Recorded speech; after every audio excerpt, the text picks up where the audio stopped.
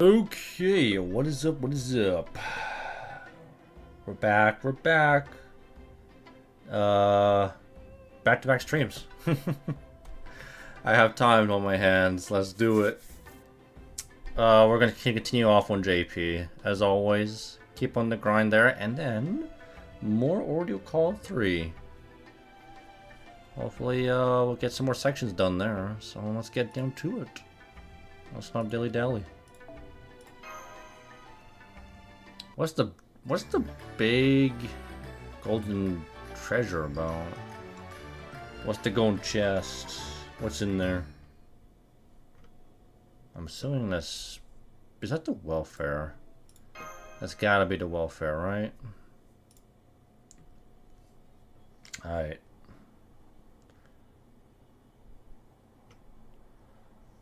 Give me a real fight. Don't expect it in summers. Summer events aren't typically known for difficulty anyway. Hello. What? You're the welfare? I thought... My bad. I thought it was Bisquion or whatever her name is. I thought she was the welfare.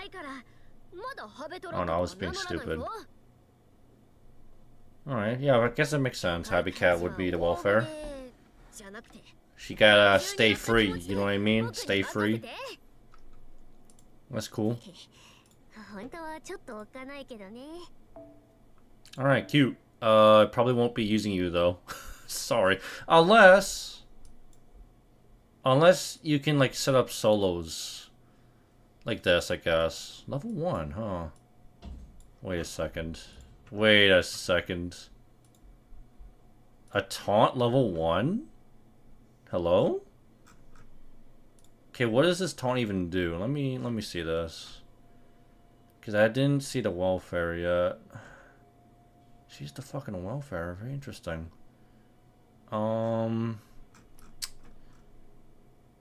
shit, where's the fucking event? Hello? I need to find...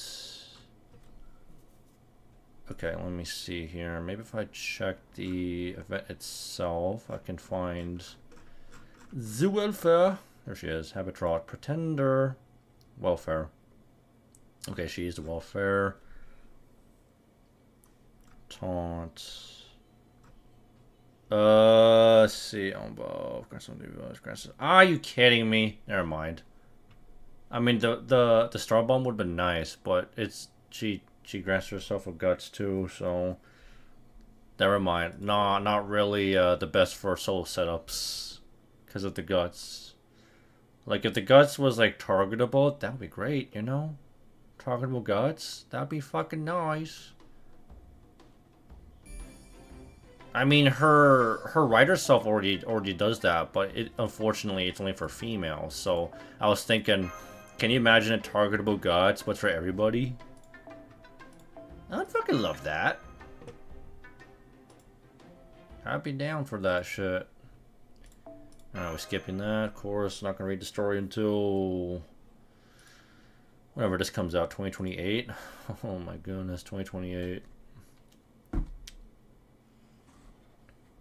In 2 years. In 2 damn years. Dang, give me that.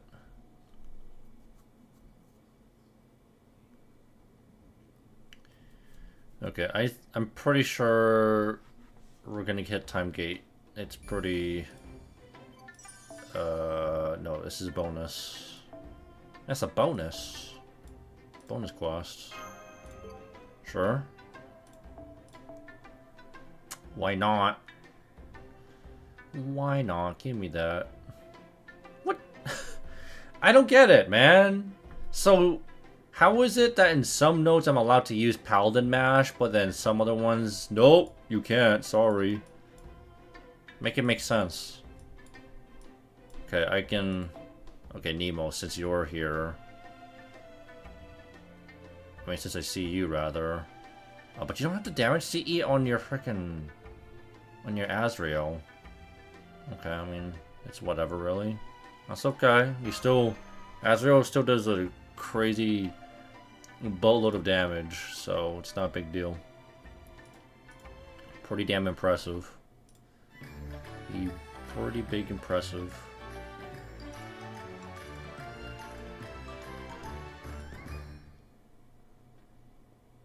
Okay, what's next fucking time gate? What's the big fight? Who's the rider? Who's the rider? It's gotta be Summer Servant though, right? Not some random NPC. NPC servant that we're never gonna get in like however long. Who knows? Who damn knows?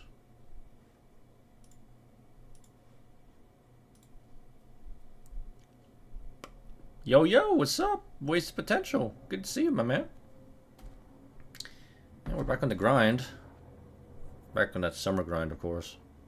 But, we're gonna get back into Ordeal Call 3 as always. Oh! She technically has a summer outfit. A pseudo-summer servant, you could say. Andromeda. You're about to finish Ordeal Call 3 last battle? Shit, let's get it, bro.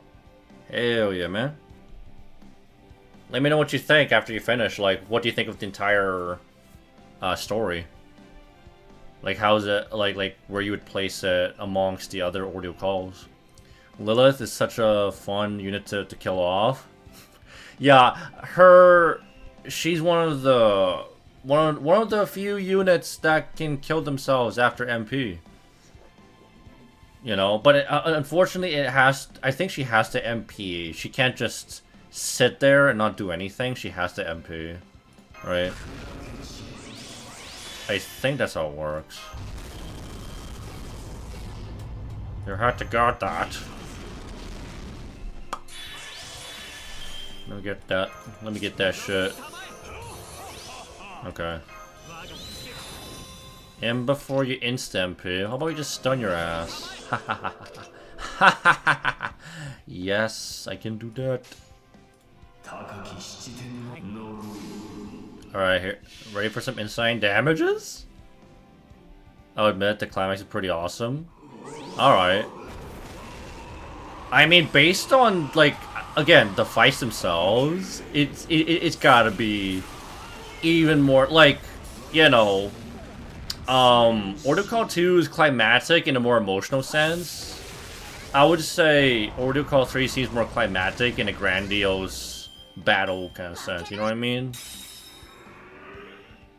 You have to activate the third skill to kill herself to do it. You can... Yeah. Wait, Dante. Am I reading it wrong? Of course. Of course! Of fucking course!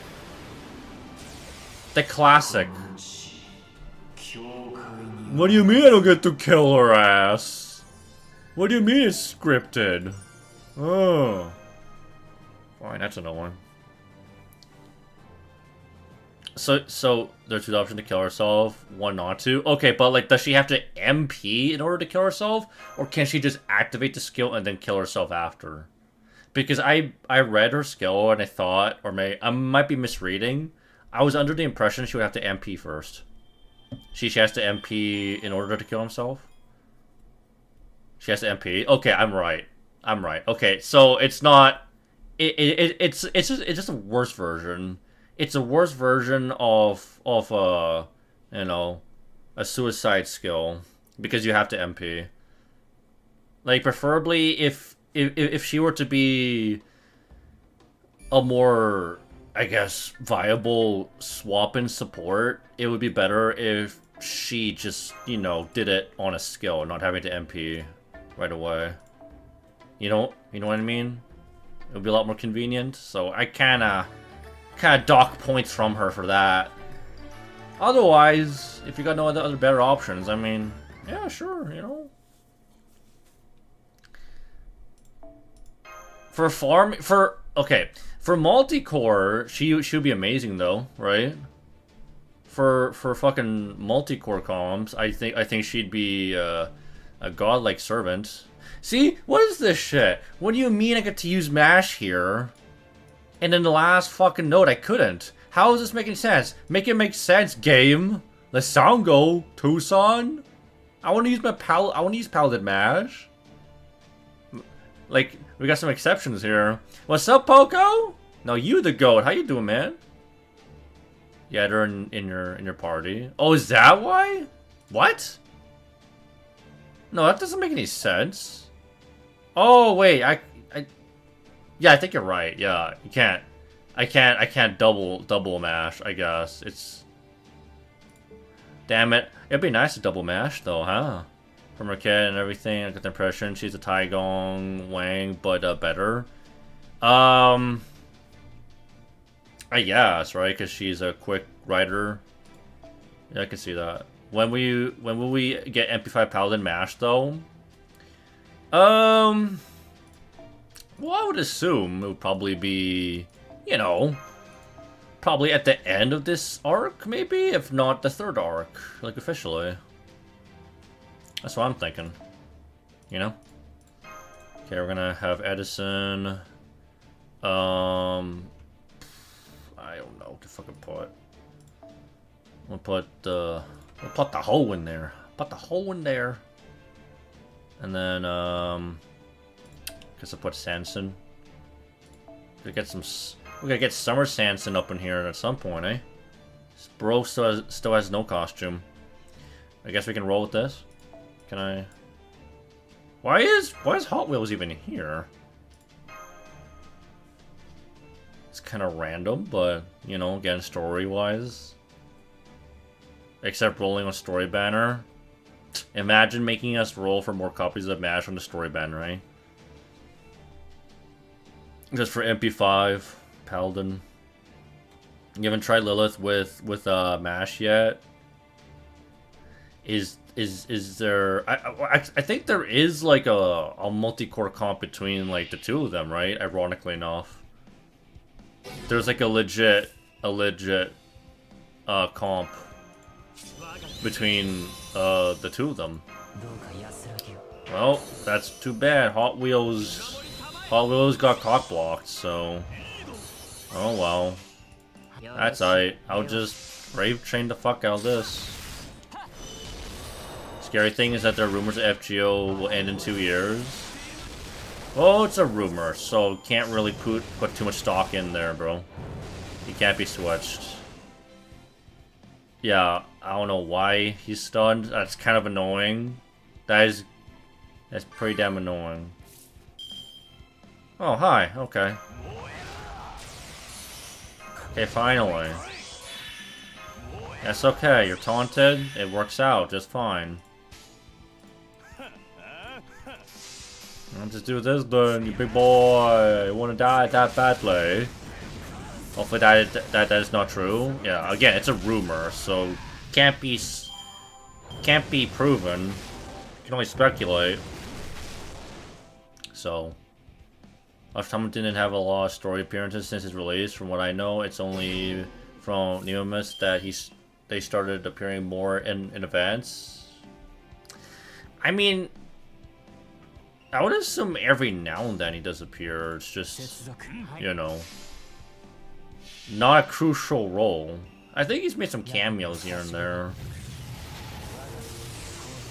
But yeah, like, the last, like, the any summer event he was there, right? But like he was chilling with Doriadana, the fucking, I think it was the curry challenge. It was the curry thing. Like he was dying. I remember that. Okay. Yeah, it works out. There's an MP. Imagine losing FGO account once the game is over. All those bank accounts. All those bank accounts. What do you mean? Like, hey man, silver lining is that no one's gonna be spending money anymore, right? If the game ends, no more spending money, right? We save ourselves from whaling. Oh wait, I just realized. What the fuck?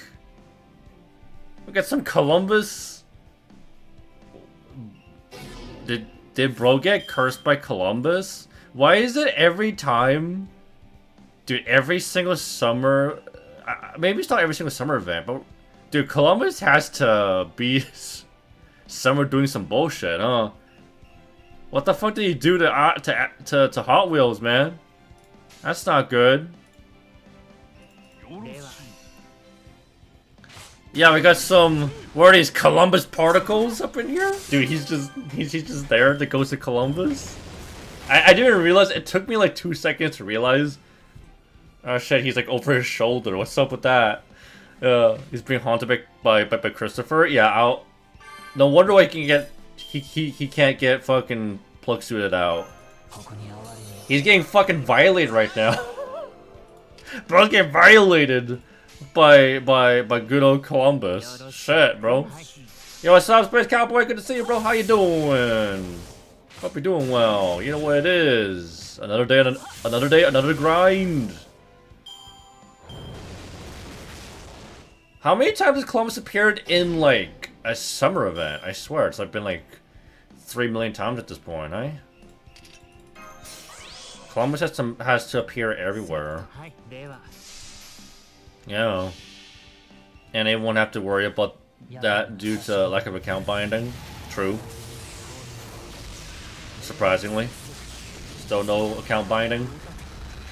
Palm Beach Columbus outfit from X haunts me. Good God. Let's not entertain that. Let's not entertain that whatsoever. Alright, give me the 75 bonus. Thank you. 120 Lion Man. Hell yeah. Work in progress, bro. Lion Head, bro. 120 Lion Head. Incoming. Yeah. Almost everyone. What's up, Lucario? Good to see you, bro. It's been a bit. JP Summer went amazing. Gotcha wise. 20 multis for one of each SSR. Oh, man. That's crazy considering how many SSRs, like, coming off of not just summer but anniversary. Like, it's, if you think about it, right? It's 5 in total. This is the most we've ever gotten, really. And he's never getting account linking. Why not, though? What the heck? Why are we not getting account linking? That doesn't make any sense. Why are we getting cock blocked out of account linking? Okay, so if I pick MASH, I would have to hypothetically remove MASH here, right? So let me bring back Jolter. No wait. Okay. Okay, that makes more sense. I'm being a fucking idiot. Let me I guess I put Fergus. Good old Fergus. There you go. Now I can use Paladin MASH. That's more like it, right? Yeah. That's what I'm talking about. Well, also because of the currency issues, we can't get cheaper SQ prices. Oh god, the currency conversions? Yeah. Because here's the problem, right? Especially here in Canada, I'm pretty sure the SQ prices, it's actually overpriced here. Like, the price of SQ in Canada should be cheaper than it actually is. If that makes sense. Like, I think, like, I don't know, they need to resolve that issue. We're spending more money than we should be, man. They don't want to make an Aniplex Online Store Global Edition. That's so stupid. That's fucking dumb. Why aren't they catering to more of a global audience? I don't understand this. Like, why you gotta be so exclusive to JP? Why you gotta be scared of the global market? What's wrong? What's wrong with that? I can never understand that, you know? I can never understand why they choose to limit their reach. Like, why Type Moon takes for fucking ever to, like, I mean, localization, right? Like, whenever they release anything onto NA, it takes them for fucking ever, man. Why so scared, bro? Why so scared? I can never understand that. Nice.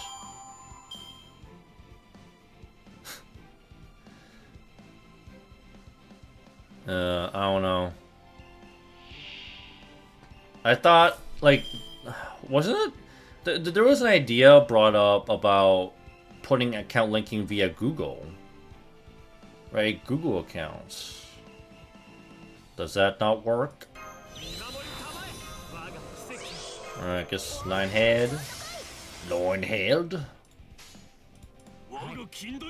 You know what? I kinda... Why the fuck not? Alright. Now I can do Paladin Mashes MP for funsies. Hi, fellow master. How's it going, Ando? How's it going, fellow master? How you doing? How you doing? Hope your summer's going well. They did mention additional linking options will be available later. It's been fucking 3 years, dude.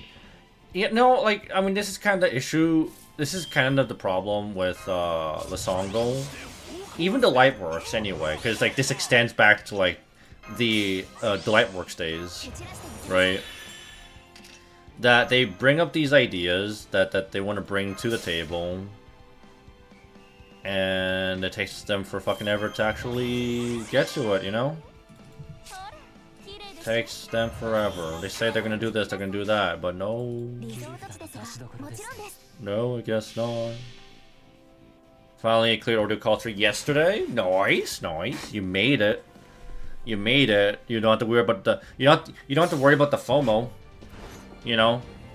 Because once it's gone, once Ordeal Call 3 is gone, you have to wait until next year. Like 6 months. Right? There she is. There's our eggplant.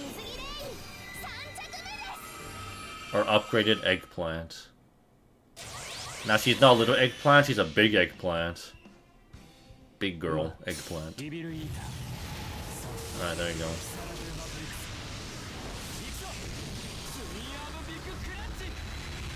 That was nice. Damn, my boy did damage. My boy did hella damage. Huh? Hey! What the fuck was that? What do you mean? Okay, I call bullshit on that. I call bull. Hey, that's not even fair. Okay, thank God. I call bullshit for why you have to come in. Why you can't coming out of nowhere? I was like, you can't just spawn in out of nowhere. You're not even part of the fucking, you know. You're not even part of the fucking roster here, you know? Like you just kind of spawned here. You could use the stuff like that happening. Oh, don't tell me, Dante. It's gonna be a normal thing now. Like just when you think there's no more enemy, just a random one spawns. Is that the future of FGO? The future of FGO. You think like imagine the future of farming. Like you're trying to 3-turn and all of a sudden just a random servant spawns. Like you know like the enemy bonuses, right? No, they'll come unannounced. Unannounced. You think there's 0, but nope, there's like 2 more. Just randomly spawning. Yo, what's up, Bacon? How you doing? Good to see you as always. How's your day? How goes the grind? Yeah, thank God for 0 damage. I mean, shit, my mash did some work there. Not that it really matters anymore. I mean, it don't matter. I would ask God to help us with our Jesus being at the wheel, but I think that's a lost cause. Yeah, knowing my luck when it comes to farming? Hell no, bro. Knowing my luck? That's gonna throw a curveball to our farming runs, bro. I mean, on one hand, you're like, I want the enemy bonus. It means more draws, but at the same time, it makes the runs longer. You know, prolongs the farming run. What's going on right now? Wait, what? Wait, when did Python become a big girl?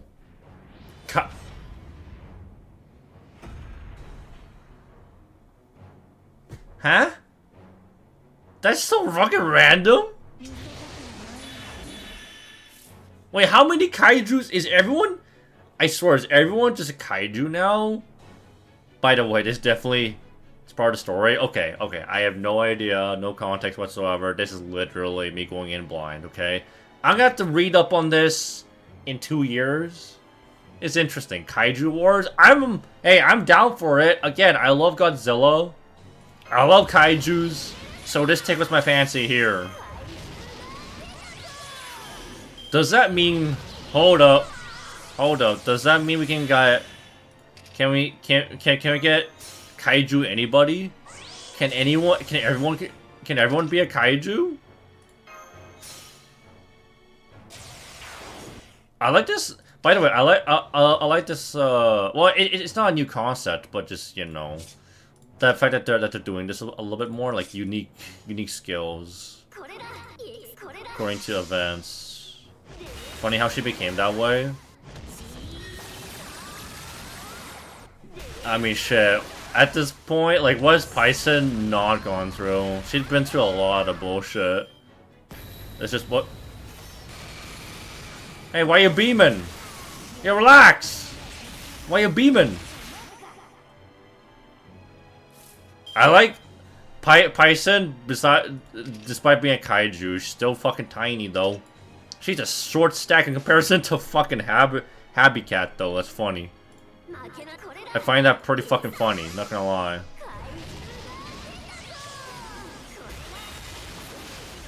Bro, it's Jover. You haven't seen the real beam? Every fucking kaiju's got a fucking beam, bro. Why's every kaiju got a fucking beam like they're Godzilla? They got everyone's got a fucking atomic breath, bro. Oh, this gonna sting. Uh-oh. Ow.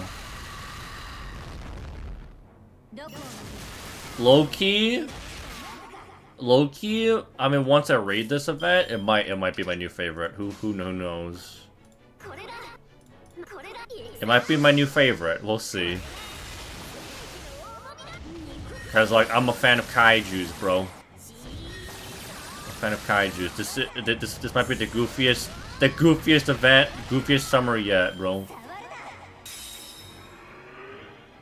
To be fair, Python became smaller every time she exploded according to Fujimoto's episode, so it's not completely ludicrous that she could become bigger by gathering energy or some shit. I guess so, eh? Bro, she does like no damage. What does this do? Oh. What the fuck did Columbus do? Did she just violate fucking Python? Oh god. Oh yeah, Columbus isn't here, bro. He's just... Why the hell is Columbus here? What's he tagging along, bro? Bro, he up in here starting bullshit. I love it, bro. That extra attack, though. Holy shit. That's a lot of damage. I mean, honestly, I feel like this has gotta be the extra attack meta right now, right? I've been noticing this a lot, right? Like, extra attack's becoming even stronger, bro. We're definitely hitting the extra attack meta. It's hitting so fucking hard, bro. Saber kaijus? Oh yeah, imagine. Saber, like, dude, we're gonna get, like, kaiju Otorias, bro. Kaiju Echon. Maybe. Who's the real beam? We already fought Adam. Yeah, Avisborn, I saw that. Nursery Rhyme was a fucking kaiju for whatever reason. Am I just about to die now? No, ain't no way. I'm not dying. Fuck you. Fuck you, I'm not dying. You got a fucking guts? That's not fair. Get out of here. Get out of here with that shit. Kill her ass. Come on. Come on! Do damage! Oh, it's a struggle. You're burning... What is that? Oh my god, are we just dead, bro? Okay. Okay. Okay. Thank you. That works. That works perfectly. Wow, how convenient! It's all Zhang Yu. Dude, imagine a giant Zhang Yu. Imagine giant horsey. That would be terrifying. What's up, Juggernaut? Current driving? Yo, be safe, bro. Drive safe, man. Dude, I'm so behind on chat because I'm so fucking locked in right now. I'm so locked in on this Kaiju 1v1, bro. I've never been invested in such a stupid fucking dumbass 1v1, bro. I mean, then again, this is just how Kaiju fights work, right? It's pretty accurate, no? Pretty accurate. You look at the old Godzilla fucking movies, they basically wrestled, bro. They just like literally Godzilla fucking like grabs freaking Kaijus, throws them, you know, throws them around like it's freaking WWE, so, you know. It makes sense. If I just started crossing over, I can see them crossing over to Godzilla because Godzilla will cross over with anything. Godzilla Nuccio. Highly doubt it. Highly doubt it. Yeah, if Nasu even allows that to even happen. Select Summer 10 more? I don't know, man. I don't think Summer 10 is ever gonna surpass the GOAT, like, Summer 3. Right? Like, come on, you're trying to make a sequel to Servantverse, man? Nah. Surprisingly, the RFGO hasn't made a story translated of this event available. Really? Usually aren't they on top of this shit, no? 175? Okay, where's the new node? It's this one? Okay. Let's hit it. Give me that. I got so many fucking apples now. It's part of storytelling. Through his web enslaved you somehow and plan to sell her off somewhere, I don't know. Extra attack support, Phantasm Moon, Dishabitra. Bro. So, dude, extra attack supports, eh? Imagine that, man. Fucking imagine. I feel like we're gonna get some like broken extra attack comps up in here, eh? Baby. Kaiju Amakusa, imagine that, bro. he can hit you up with the giant ass black keys, bro. Kaiju sized black keys. It's Jover. I was more referring to the Kaiju spamming lasers. Must be Saber class. It's true though. I mean, again, if you look back on the Godzilla movies, Godzilla loved to spam his atomic breath. So if you think about it, Godzilla did the whole beam thing before Saber, eh? He was the original. He was the OG beamer, you know. Yeah, it's okay. I mean, they make it easy, right? There's no way you can fucking lose that. Even if you tried to lose, right? I don't know who the fuck to pick. Probably. I just pick a random fucking DPS, honestly. I don't know. Fuck, I'll just pick this Azrael. For funsies. Yeah, the Kaiju beam. I don't even know how that works. Like how often she fucking beams. But I literally just YOLO'd it, bro. I wouldn't be surprised if she became a Kaiju for some fucking reason, all because of Zhang Yu. Yeah, if it has anything to do with Zhang Yu, she'll fucking do it, right? Only 3 more days for 3 more days of Kaiju fights. Can I not watch it? Just dude, if this entire fucking event is just nothing but 1v1ing 1v1 Kaiju fights, bro. I'm down, bro. With freaking Habitat. Actually, Azrael isn't here for some reason, right? Giant ass Azrael? Giant Kaiju Azrael? Imagine that, bro. Dude, that would be fucking insane, bro. Man. Now I'm just going through my head. Imagine a giant version of, like, okay, let's go down the fucking list, man. Imagine them being Kaiju sized. That'd be fucking terrifying, huh? Giant fucking Gramps, bro. Kaiju Gramps. We don't need to imagine Kaiju Ivan. Ivan's already freaking Kaiju size, so. Santa Carna. What does Twin Arm Big Crunch look like Kaiju sized? Oh, that's... Bro. That's a calamity right there. I don't know about you. Kaiju sized Twin Arm Big Crunch. It's just a bigger black hole, I guess. And the black hole is already big enough as it is, bro. Just like literally that'd be like anti-world. That'd be an anti-world noble phantasm by then, right? Shit. Imagine Astraea versus the Kaiju fights. Giant suplexing Astraea. Goddamn. Imagine how bad the earthquakes are gonna be with her, bro. Actually, now that I think about it, a giant ass Kali would be terrifying.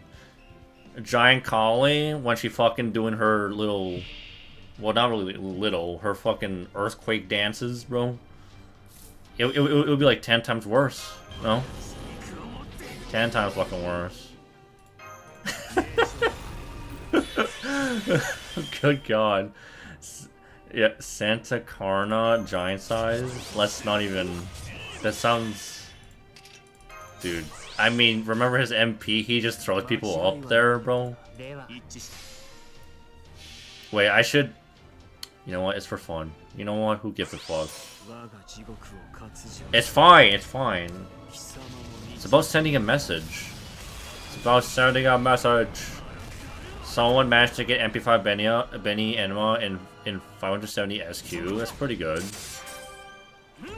Pretty damn lucky, if I do say so myself. Now Trevor versus Kaiju. Uwam? Who's Uwam? Kazu Drop rules ass matchup. Oh, Kazu Drop? Can't she just grow big? I'm pretty sure Kazu Drop can actually grow big, kind of like King Protea. Like it's in her MP. Like she treats everyone like a fucking toy. Giant Summer Martha. Well, that's another suplex right there. Honestly, Giant Tiamat. Bro, Tiamat's already fucking massive. What? Do you want her to be planetary size? Giant Garjuno.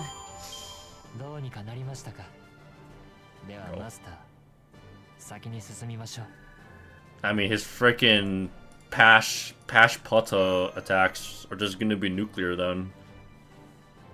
Dude, they just annihilate the world, bro. Casually annihilating the world, bro. No need for his MP at that point. That freaking his MP is galactic scale at that point. World shadowing dance. That's what I'm saying. Santa Carna would be uppercutting motherfuckers to his death. That's the son. Pretty much, actually. Yeah. What's up, girls tonight? How you doing? We're back. We're back. Back-to-back streams. Don't see that too often. Morning, dog. Good to see you as well. How you doing? How you doing? Chilling JP for a little bit. Since, you know, gotta be on top of this shit here. Check the Warp Honkai Star Rail pull banner. I haven't really been on top of Honkai Star Rail, I'll be honest. You playing JP? Yeah. And I mean, it has been a while since I've actually, you know, done anything on my Chaldea account on stream. It's been primarily off stream, by the way. It's not like I abandoned my JP account. It's just I haven't really been streaming it at all. Actually, let me get some of the CEs, actually. To go over the new servants and their kits. Oh, I haven't. Sorry, I haven't. We can talk about that, actually. Finally got her after so many single pulls. About fucking time, eh? Yeah. Thank God. Thank God you don't have to wait anymore. Okay. In this case, like, on my JP account, I'll be honest, I don't give two shits about costumes. Unless it's fucking Amakusa or some servant I care about, so... Yeah. Essential materials. I mean, I think this will be like CEs should be the main priorities, so I'll get more of you. Everything else will come in like last. Who else can I get? What else can I get rather? Oh wait, this thing. Let me get pages. Pages sounds good. Yeah, fuck it. What's this? Is this max HP? Max HP? On a freaking command code? Interesting. I don't think it's ever been a command code that increases max HP, right? I don't think so. You're getting the new MASH outfit, summer outfit? Oh, I mean, I guess for MASH. Yeah, fuck it. Maybe I'll get MASH, but otherwise, nah. I don't really care too much. Tagged you on it? Discord? Oh, let me see. Check my Discord. Oh yeah, on Power Mega, I see ya. Yeah, I did react to that. Where'd you post it? Did you post it on Discord, right? Oh, warps. There you go. Oh, you did post that. Okay, Himiko. Nice. You finally got a freaking Himiko? Congrats, bro. This is the second command code that gives max HP up. Really? It's the second one? Which was the first one? You went to the Sobi concert yesterday? What's the name doesn't ring a bell. Who are they? Who's that? Sorry, it doesn't ring a bell. The first would be the Ocha Nobu one? The Nobu one. Huh. Reaction content? Oh no, I thought you redeemed the reaction content, my bad. This waited to my JP account. Never mind, you redeemed it anyway. Alright. Alright. Okay, this is what I did to my JP account according to Darkbags. Can I? Hello? Hello? Game? Okay, there you go. Okay, let's watch this. Okay. Say it. Abandon my child. Say it louder. Say it louder. I've abandoned my child!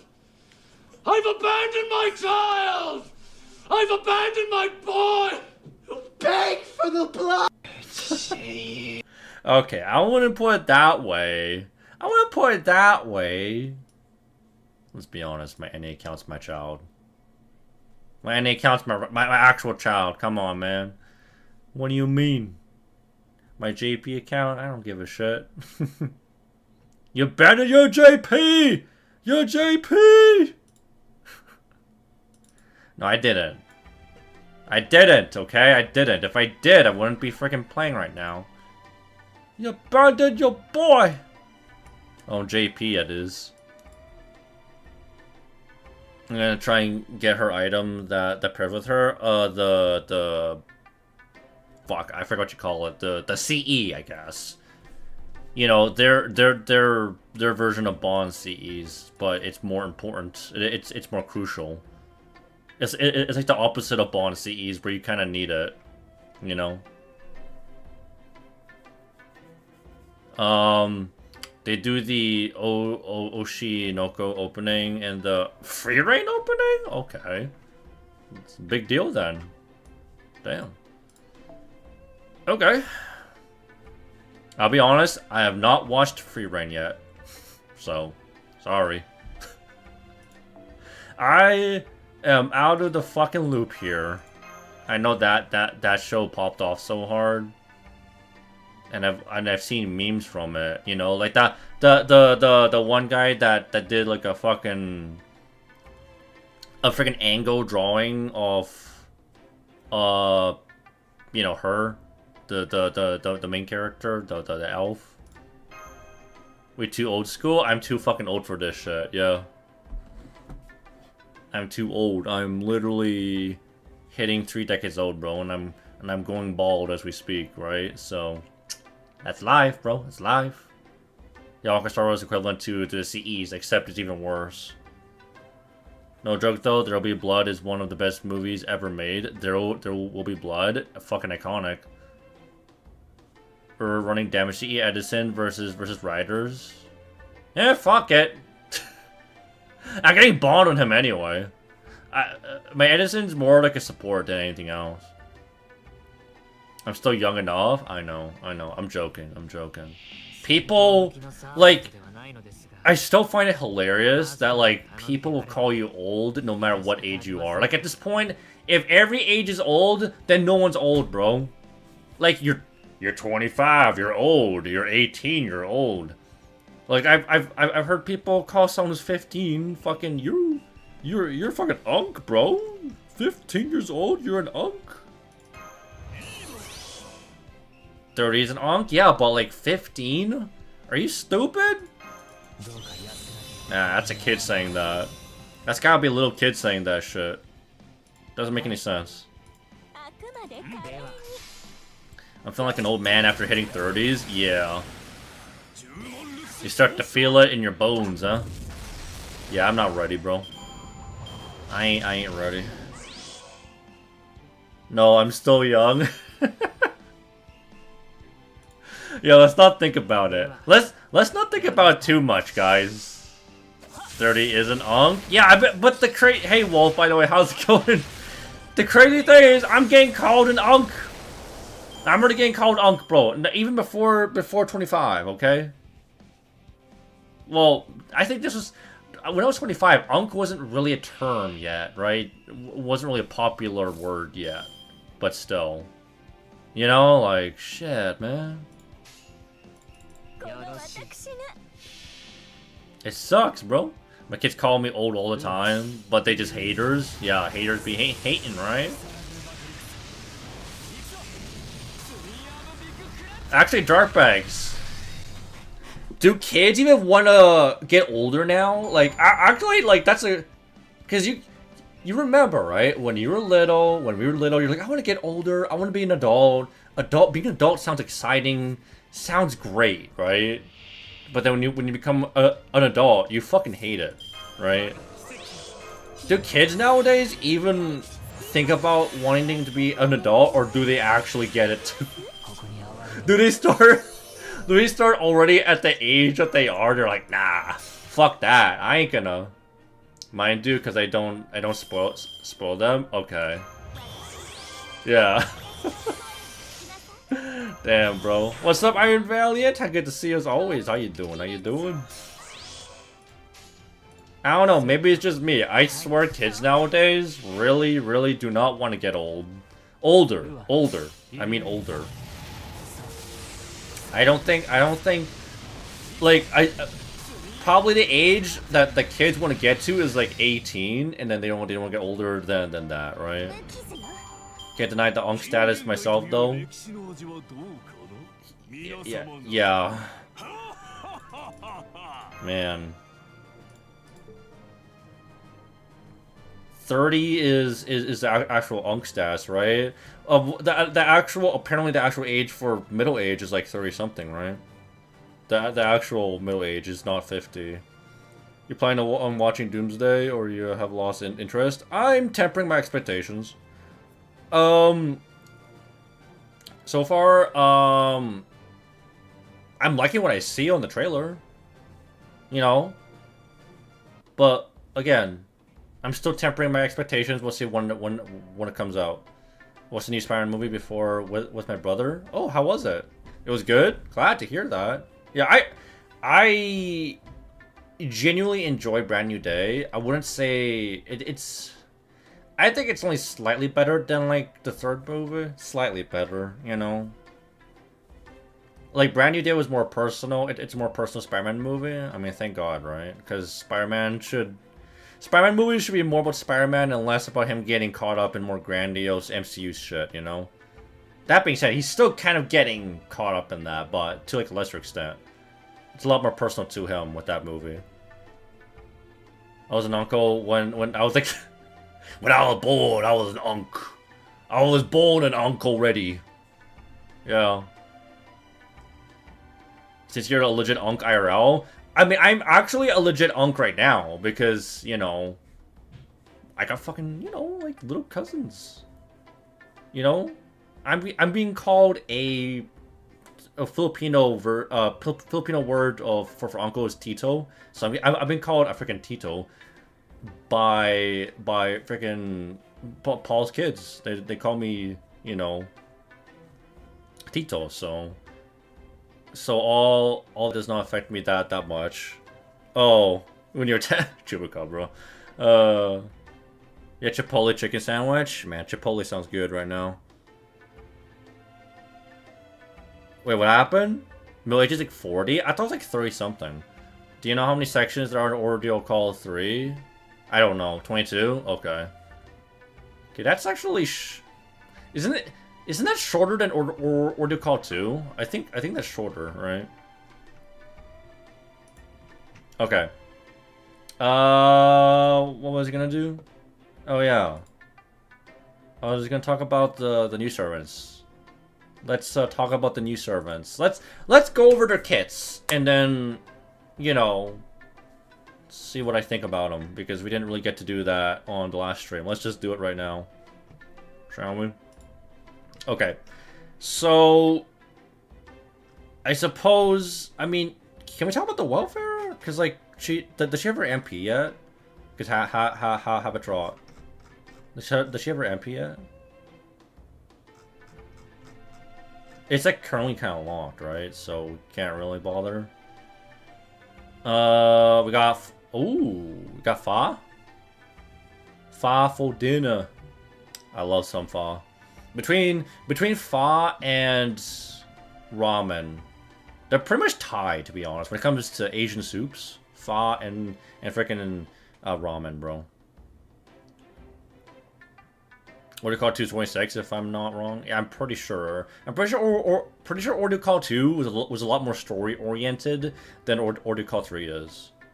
This is this summer's a skip for me. Yeah, I would say that I'm honestly fucking happy that this summer is like, it's not a big deal for me. I'll take my Habitrot and that's it, bro. I don't think I need a Lilith. Like, unless these servants fulfill a certain role that would be helpful, like support-wise. I'm looking at servants from like a more support, you know, perspective. So if they fulfill a certain role as a support, that would be like good to have. Then I might even consider it. But otherwise, yeah, I don't really care. Well, this is nice, but I prefer her Berserker version a lot more. I think she looks a lot better. Yeah, I don't know. I mean, that first ascension for Summer Lilith is actually, like, of course, it's fucking hot as hell, but, you know, Summer Lilith is kind of crazy support. It is kind of crazy support-wise. For multi-core, right? But, like, as a pure support, right? Loki, I want Benny, Enema, Berserker, and Azrael, but after that, I'm done. Yeah, I think Azrael's the only thing I give a shit about. I think Azrael's, like, the only one, and that's about it. Because, you know, freaking, it's just younger Gramps. I wish FGO Devs add the ability to get back-to-back grails from servers that you barely use anymore. Oh, you mean like grail refunds? Azrael's cool. Yeah, I love them. I think I still think his first or second ascension's better, but I don't know. Don't get me wrong though. The third ascension does aura form though. It does aura form. Even as a peer support, she kills herself and frees the slot, but she has to MP first though. So I was thinking, like, is she good for like solo like setups, if anything? You skip him too? That's fair. Reduces everyone's cooldowns too. She does that, right? I mean, I guess that's kind of worth considering. Like, cooldown reduction... Again, a lot of servers are getting cooldown reduction nowadays, so... You know... I need a good rider to grind anyway, so Hyper Lilith. Yeah, that makes sense. Yeah, I obviously a lot of people are going to go hard for her anyway. Damage MP gauge. Rider Lilith is nice if you have MP1 and she melts mobs. Yeah, I would assume you can get away with MP1 anyway. She can MP with any CE with charge append. Yeah, second append. Yeah. Anyway, let's take a look at Habitrot though.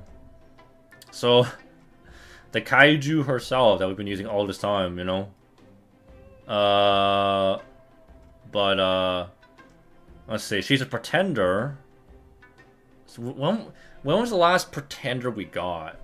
At least for like welfare pretenders. Solomon. Okay. Solomon's a big one. So, but still, you know, it's another option there. Double crit, double buster. And then, like I said, she has a self taunt, and she does have a 30% battery and a guts and a star bomb. See, I was thinking she would be great. Like, if it weren't for the guts, I'll be like, you know, she might be good for like solo setups, if anything. But no, it's just, or if again, if the guts was like targetable, that'd be fucking insane, bro. Targetable gods, but universal instead of her original self being female only. I would love that, man. Really tempted by Typhon, man. Yeah, Typhon's a. I think Typhon's pretty straightforward. I don't think she's like too crazy, but you know, she's adorable. What's up? What's his son? How you doing? How you doing? Good to see you as always. You're honestly surprised you're not simping for Ryder because the cause her yeet mechanic is perfect for Amakusa solos. But like she has to MP first, no? That's kind of a turn off in of itself. I don't know. Like, We'll see once we get there, I guess. Like in 2 years, maybe. Right? We'll see. Here's a weird tank build. What's the name of that female servant? 4-star support that gives her MP per turn, new summer one. Wait, what? 4-star support that gives MP per turn, a new summer one. Doesn't ring a bell. Anyway. Increase party damage against demonic and undead. So undead's pretty niche unless you have someone that can, you know, play undead like Summer Woo in this case. Demonic. Very interesting. And then grants party ailment debuffs for 3 turns. Okay. And max HP increased for the party. 3k. Another star bomb. Wait, they're split star bomb? Okay, that's interesting. I mean, I guess you could spread the stars for like 2 turns if you need, or you could do 30 at once. So just pick and choose. Reduce all enemies' debuff resistance for 3 turns. Okay, inflict skill seal for enemies for 1 turn. Again, depending on what you want, the skill seal might work against you, right? It depends. It depends. Skill seal is not the best debuff to have. Okay, hello. Oh, what? Oh god, we got another Calamity Jane thing here? What the fuck is this? Summer Woo Stonks. Yeah, more Summer Woo Stonks. Get some team utility. Ailment debuffs are just dot effects, so yeah. Like, it's only applicable if you're up against an enemy that likes to spam dot damage. And that's not really a common thing anyway. But this third skill though, what the fuck is this? Buster quick performance. Okay, it's pretty standard. But this thing, what is this? The bigger the stars. So we already have 30 here. It's not even, by the way, nowadays, it's actually not that hard to like literally gain stars. There are so many servants that give star bombs. It's literally getting 99 stars is like nothing. Given how many servants can star bomb. If you can make quick servants specifically like this current state of the game, what kind of kit would you give it? Wait, what? If you can make quick servants specifically in this current state of the game, I would make a quick servant that caters to like kind of like this, honestly. Cause like depending on like the amount of stars, like you get stronger buffs. I feel like they should like double down on that shit, you know? Yeah. And it's not even that fucking hard to get 99 stars anyway, you know? So, what else? I mean, let me think. Let me get creative. Because, like, quick units are extremely reliable at, like they just permacrit, right? So, I was thinking of, like, a unique... Like, as long as they crit... Like, you know how, like, Dante's has it on his second skill? I think if you crit, you can remove buffs. Something along those lines. Like, if you crit, then you get specific buffs. You know, if you crit with, like, a... If you crit with a quick card, you get... I don't know... More MP. Flat MP. Like, I'm thinking more like a support servant. If you crit with a quick card, you get a flat amount of MP more, or you increase MP gain, maybe something along those lines. Extra crit damage. Maybe that too. Yeah, that'll be interesting. A quick support that caterizes that, like, if you crit, the crit doubles. Okay. Damn, okay. So it was like 50 and then it crits. I don't know. Like, I don't know. It's extra crit. I don't know. It's interesting. I'm just like spitballing here how I would do a quick support. But anyway, I'm off on a tangent right now. We're supposed to talk about the new servants here. What's really crazy as it is. Well, Buster is the best for crits anyway. So like, if like quick and even arts can like at least get better damage, like that'll be good.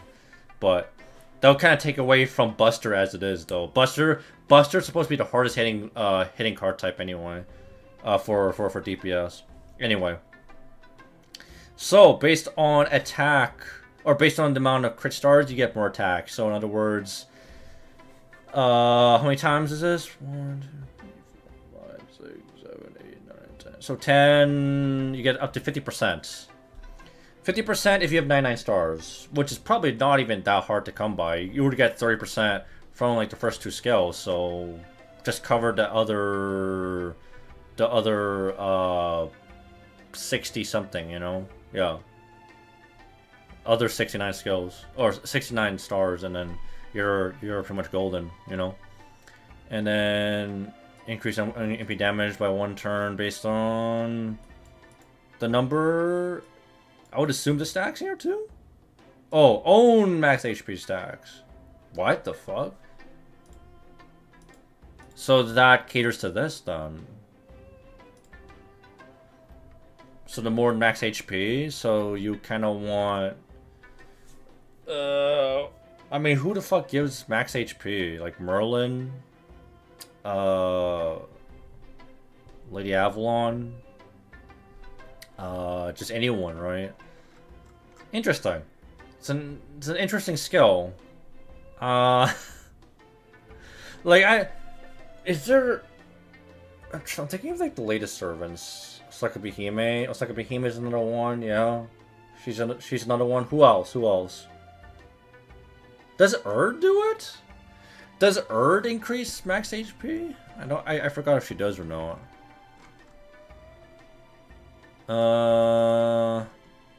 What's his passive? Increase defense of ally. The ally directly behind self. 10% while in field. As you know, defense, class advantage while in the field. Takes 1. Wait, what the hell is this passive? Huh? So the ally behind her? Oh, the to like the right by 10%. Well, okay. Interesting. Yeah, very interesting. And then grants them ignore defensive class advantage while self in the field. Takes 1 times damage from class disadvantage. Grants them, by the way. What the hell? Ignore defensive class. Okay, but it doesn't grant them. It's like a passive version of Rhaenys. It's like a passive version of Rhaenys's MP. Yeah, it's huge, but weird to have. Yeah. This seems pretty strong. That seems pretty strong. I don't know. Especially if you're using her as like a support, you know.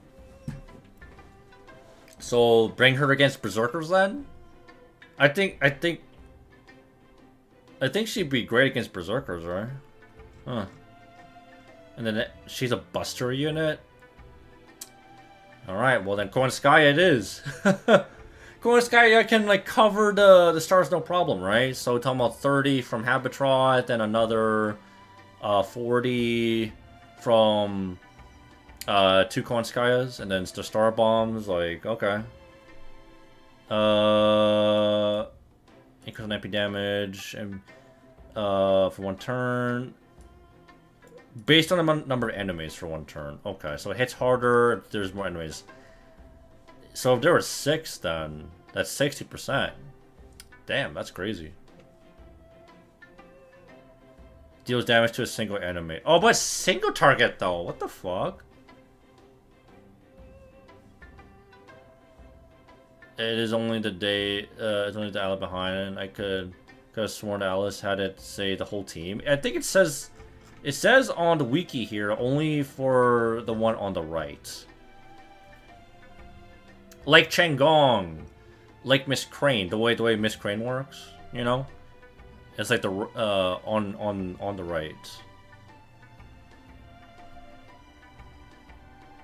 I already saw the Ascensions, dog. Yeah, you don't have to tell me about the Babu. You don't have to tell me. You don't have to tell me about the Babu, bro. But yeah, at least you got some ramp up Buster. But it's only 10% based on overcharge. But okay. Wait, what? MP damage point.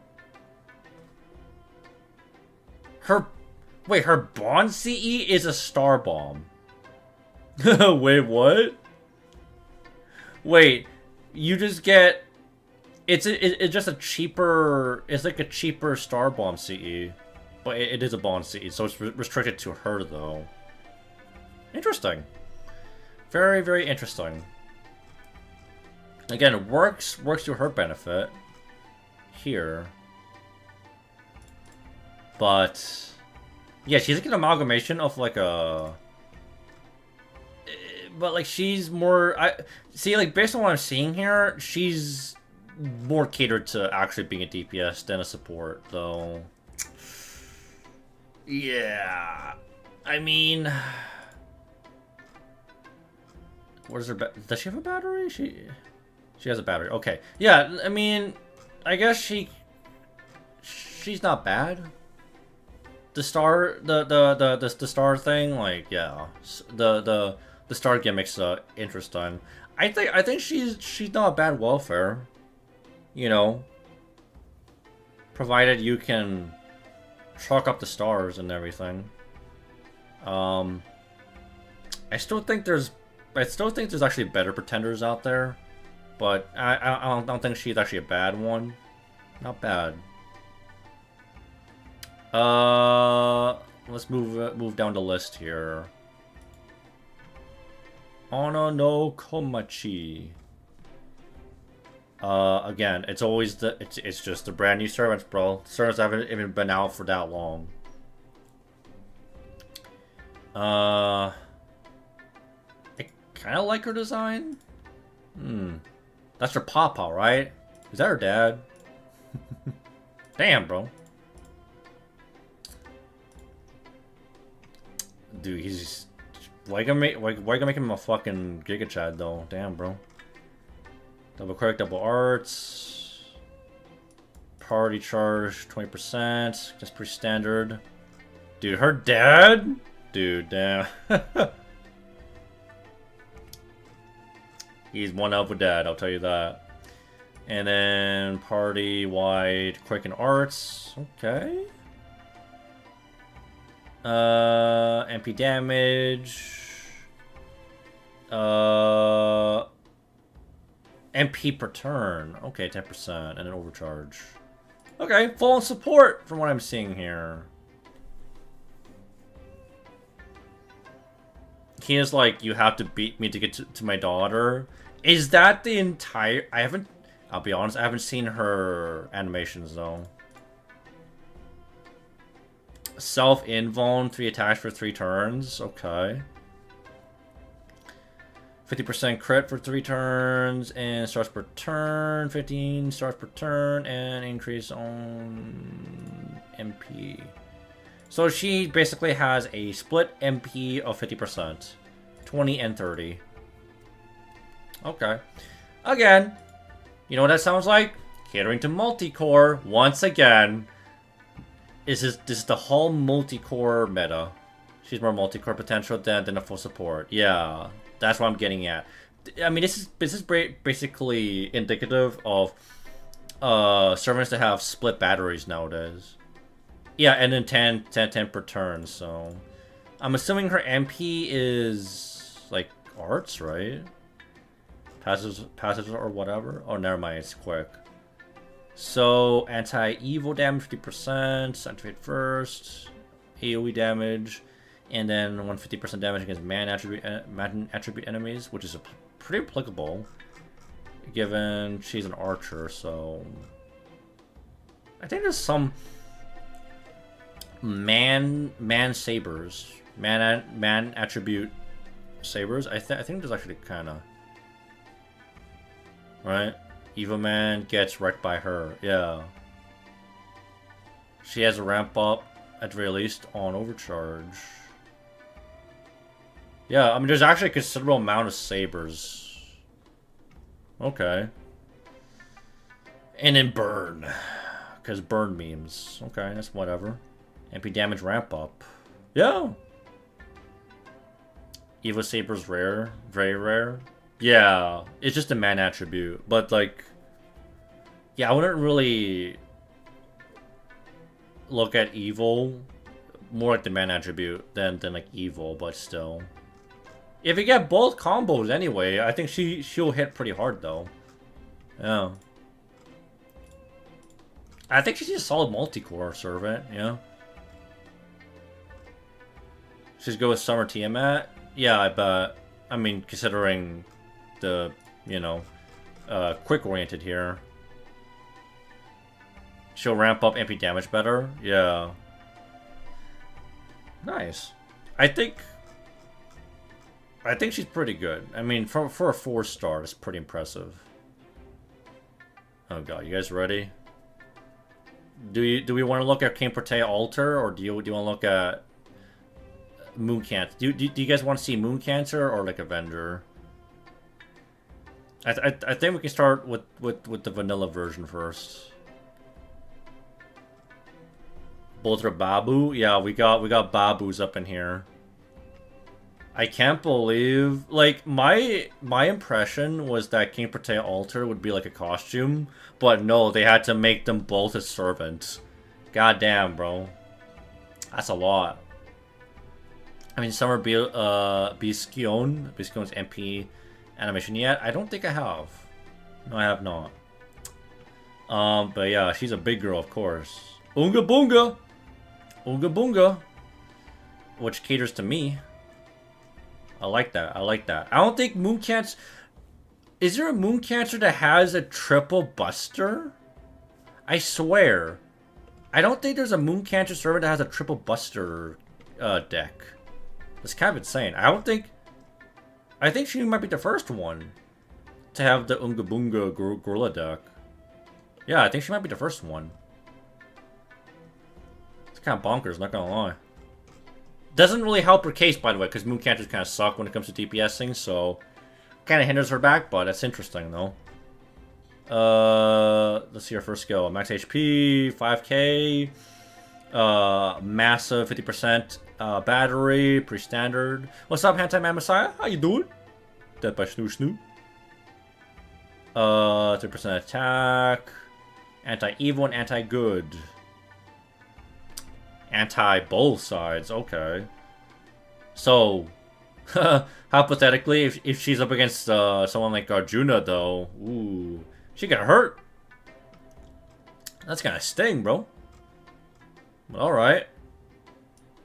That's pretty low at skill. On a 6-turn cooldown. She has a sure hit. A buster up for 3 turns, 3%. On hit, crit damage. When no more attacking, remove one lady's buff from the enemy. It's like Dante's, actually. Because Dante's second skill is like that, right? Well, if he crits, he... Well, actually, it has to be a crit. Because in here, when she's normal attacking, though. And inflicts target capture debuff. Target capture? Whatever the fuck that means. Debuff... Oh, wow, that's pretty strong. Debuff immunity for 3 turns? Holy shit. Yeah, she would beat the shit out of Garjuno. She would beat the shit out of him. On hit damage. Inflicts defense down by 3 turns for 3 turns. When hitting with buster cards, activate the defense down happens first before buster cards hit? That's perfect. And then stars per turn, 15 stars, and a star bomb on a 7-turn cooldown. Bro, her skills are fucking loaded, man. Her skills are fucking loaded. For a DPS, by the way, for a DPS Moon Cancer, I think that's pretty good. When Pocket Stream to say hi? Oh, all good, bro. All good. That includes MP2. Let's see what her MP is. I'm just looking if there's any passive that kind of sticks out here. I mean, her passives are good. Pretty good passives. Okay, her MP. 20% damage, MP damage for 1 turn, 1 super large enemy. Super large ally except self is on the field. Wait, what? Super large ally? Wait, she needs to have another kaiju-sized servant beside her? That's kind of weird. She can squish me? Of course. I just can't Chaldea. Like, her ascension is fine, but she's just too much. You don't mind the third ascension? I mean, you know. Double King Chaldea? Is this even legit? AoE damage... Oh, so that's where the target capture comes into play. It's just so... It's just more damage. Based on the status here. Okay. And then reduce their defense. Oh, that's after damage, right? And then adds Warside Battlefield. Okay, that means she does get extra stars here. That's nice. Usually, by the way, kind of surprisingly, you know how they do it? Like, with Summer Servants, they typically have a skill that's catered to Warside Battlefield. And that's not the case here. That's kind of surprising. That's kind of a good thing, honestly. It makes it so that you're not so reliant on needing this, so... Doesn't really fucking matter here, anyway. And then ramp up damage for MP. Activate first, too? Okay. I mean, shit, bro. She's cracked. As a Moon Cancer, she's fucking cracked, man. She hits super fucking hard. What more can I say? Harder. Isn't it the detective one? Yeah, she does have a detective ascension here. It's cute. Detective King Chaldea. And then Babu. For whatever reason. But yeah. solid DPS Moon Cancer. I'm pretty impressed with her kit, actually. Pretty impressed. Pretty stacked. Compared to other card shufflers, she falls behind. Oh wait, compared to who?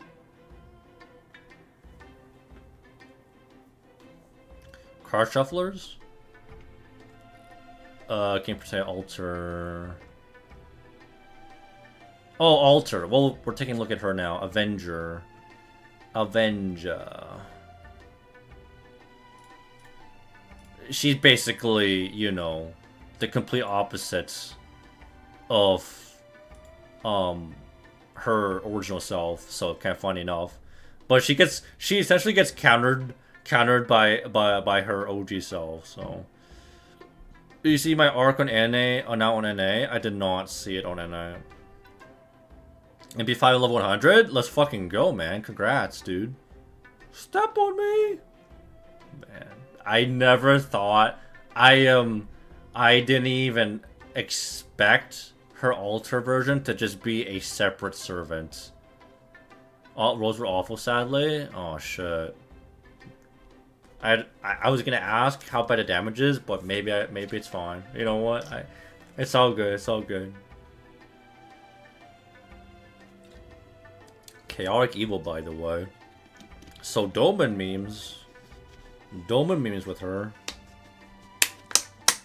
And Unga Bunga kit again. For unlike the Moon Cancers, Avengers have quite a few. A considerable number of servants that have the triple buster deck, right? Like Mao Nobu, John Lackland. Am I missing one? But yeah, like that's pretty good for her. I think, especially for her, I think it works even better for her than it would for the Moon Cancer version. Being said, first skill here, another 50% battery damage against neutral. Increase parties, damage.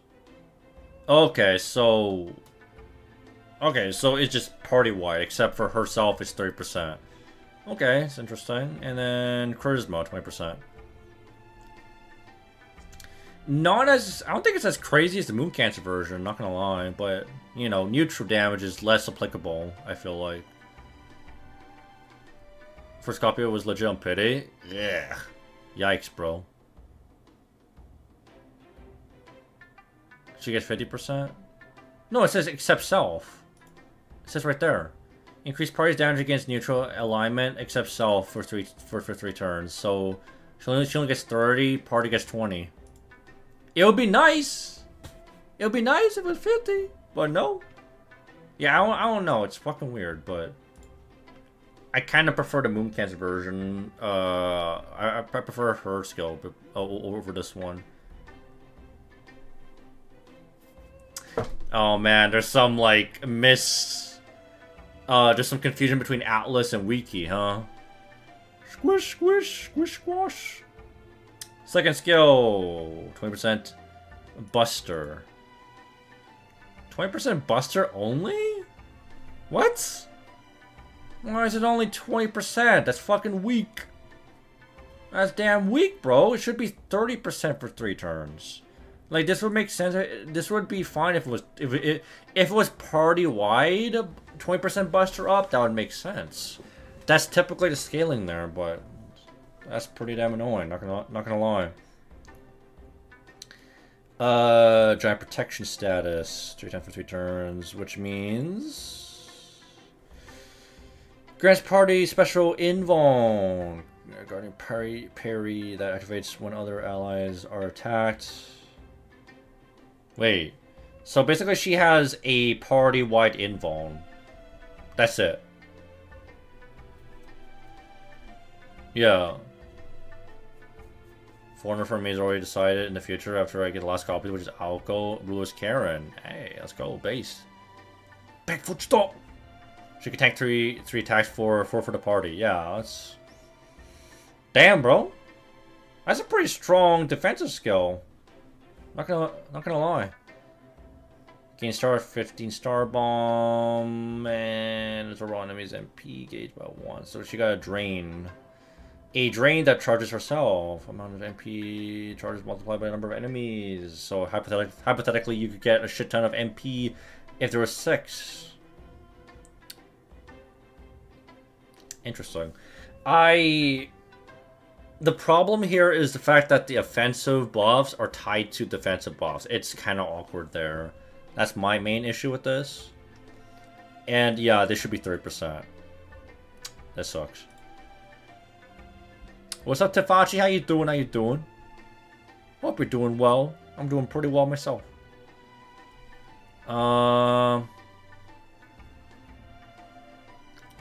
AoE attacks use up all 3 stacks. Wait, what? Wait, oh, self. I see. Okay, so it's not as broken as I thought it was. I thought it was like individually. No, it's for herself only. It shares the same uses. So if anyone gets attacked, it just gets used up. Okay, it's not as OP as like Merlin's invuln. Okay, it's, you know. Then dude, it's more reason for me to like criticize the Buster buff, if anything. She's a single target, but she wants to absorb multiple enemies. Patern's also a given for me, aka a Typhoon. However, Avenger I'm still not sure on. Still a lot of choices there, man. Debuff immunity for 3 turns, like her Moon Cancer self. Increase on damage against non-super large. Oh, she's 20%. That's pretty fucking small, no? On hit buffs, gain 5 stars with Buster cards. Party command cards will not appear except self for one time, 1 turn. Oh, wait, what? Ignored if only 1 party member is left in the field, randomly deals 5. This will reset the deck so it becomes the first turn. It's just CLs. Okay. Yeah, it's just CL's thing. Similar. Took me a very long time to max them in like 2k foe. Yeah. It'll definitely take a while.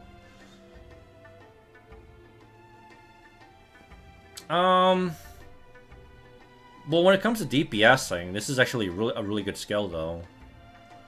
So yeah, I give her points for that. I mean, it makes her pretty reliable as a DPS with Kon Sky, I would assume, right? Yeah, she's a Buster MP. MP damage activate first based on skill stolen, Mystico. Skill stolen. 3 max? Stolen. What? Stealing the Mystico's available skills, putting them on cooldown by 2 turns. Interesting. How the fuck does that work? Increase some damage based on city to battlefield, waterside battlefield, or waterside battlefield. You're probably gonna get waterside battlefield more often anyway. Ignore damage to 1 enemy is pretty damn good. This is their attack for 20% for 3 turns. That's also pretty good. Increase on crits. Well, from a DPS perspective, that's really nice. Especially so again. Okay, crit is actually good because of that 3rd skill. Otherwise, it'd be kind of iffy, you know? It wouldn't be as good. So as a DPS, like single target DPS, I think it's good. I think I prefer her Moon Cancer kit a bit more. But like, just as like a DPS, like I think King Potato Alter, I mean, she's gonna hit hard though. If you have a master skill that is not on cooldown, she'll gain 20% MP damage each turn. Then give the master a plus 2 cooldown. Oh. So you mean to tell me if it's off cooldown, she puts the skills on cooldown? Putting them on cooldown by 2 turns? That's kind of annoying, no? So that... What the fuck? Isn't that kind of awkward though? Because like, let's say you want to activate, like if you have Plug Suit, you want to get the attack up. So that's just 1 skill not applying here. And then it's just the other two. Well, actually, plug suit. That's only one then. I think that's kind of awkward, no? It seems kind of awkward.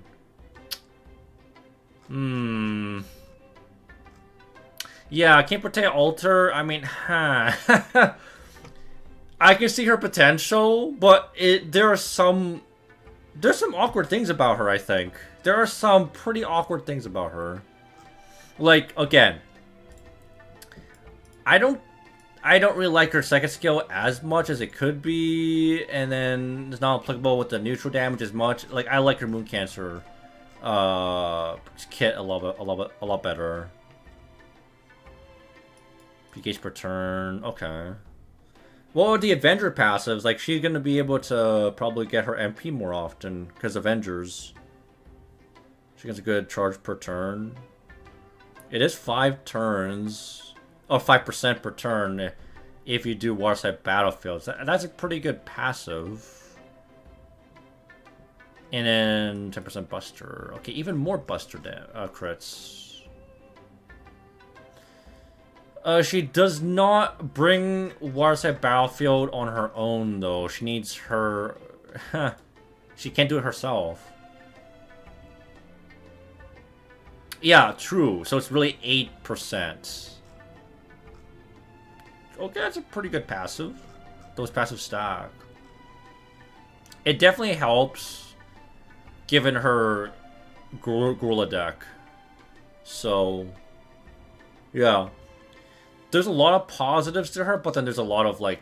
I wouldn't say, like, they're just awful, but, like, it's awkward, to say the least. I prefer the Moon Cancer version a bit more, but it's still fine.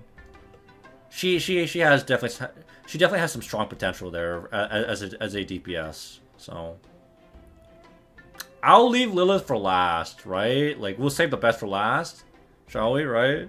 Let's take a look at Biscione. Biscione. Yeah.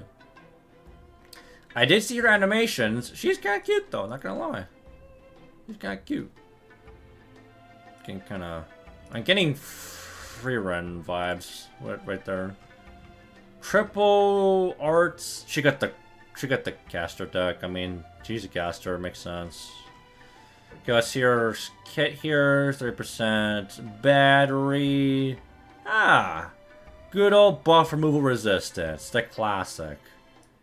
And then increase MP per turn, I believe, right there. All right, 3 turns. Okay, that's nice. That's nice. BM was interesting. You'll enjoy her gameplay. I didn't really take a good look at her, but I did see her animations, though. Got trouble thinking it might be Ushi because of the horns. The horns? Yeah. No. Shuten? Not to be confused with Shuten. She's not as lewd as Shuten is. Party arts 20%. Okay.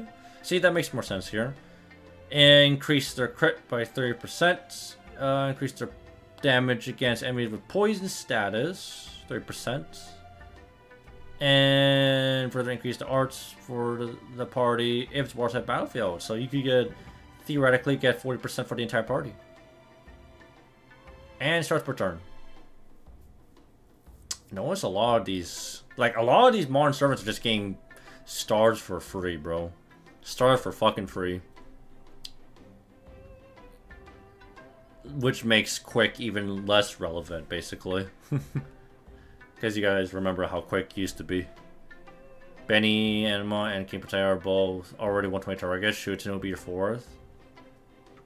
Man, you know what we need? Summer Shuten. Summer Shuten is long overdue. Like, you gotta come in here and give all these newer servants summer swimsuits already, bro. Meanwhile, fucking Drake and Shuten and Semiramis and Medusa, Media, so many old servants. Hello? What are we doing here, man? Like, first they did that with Avalon service, the Fairy Knights, and then we got this shit, man. Inflicts poison for all enemies. Increase on attack for 3 turns. So again, poison oriented. Increase on damage against enemies against poison based on the stacks of poison. For 3 turns, 10. So you can get a lot of damage based on amount. So put poison command codes basically. On hit debuff, inflicts poison for 5 turns, and inflicts for man. So she can get a lot of poison stacks. Holy shit! And then grants of buff regen which activates at the end of the turn. A starter play a turn for 2 turns for 2 times rather. Inflicts poison with 40%. Okay. Very interesting. Very much poison. Poison merchant. Yeah. She's kind of a low-key... Like, is... kind of a low-key, Robin Hood support, no? She spams poison? Dude, she... Robin Hood will love her, actually. Her damage mods are really cool. Yeah, she's all about the poison memes plus arch crits. It's very interesting. Buff move resistance. And then... Dude, what the hell is this? Just a bunch of stars. Wait, what? Gain 10 stars for...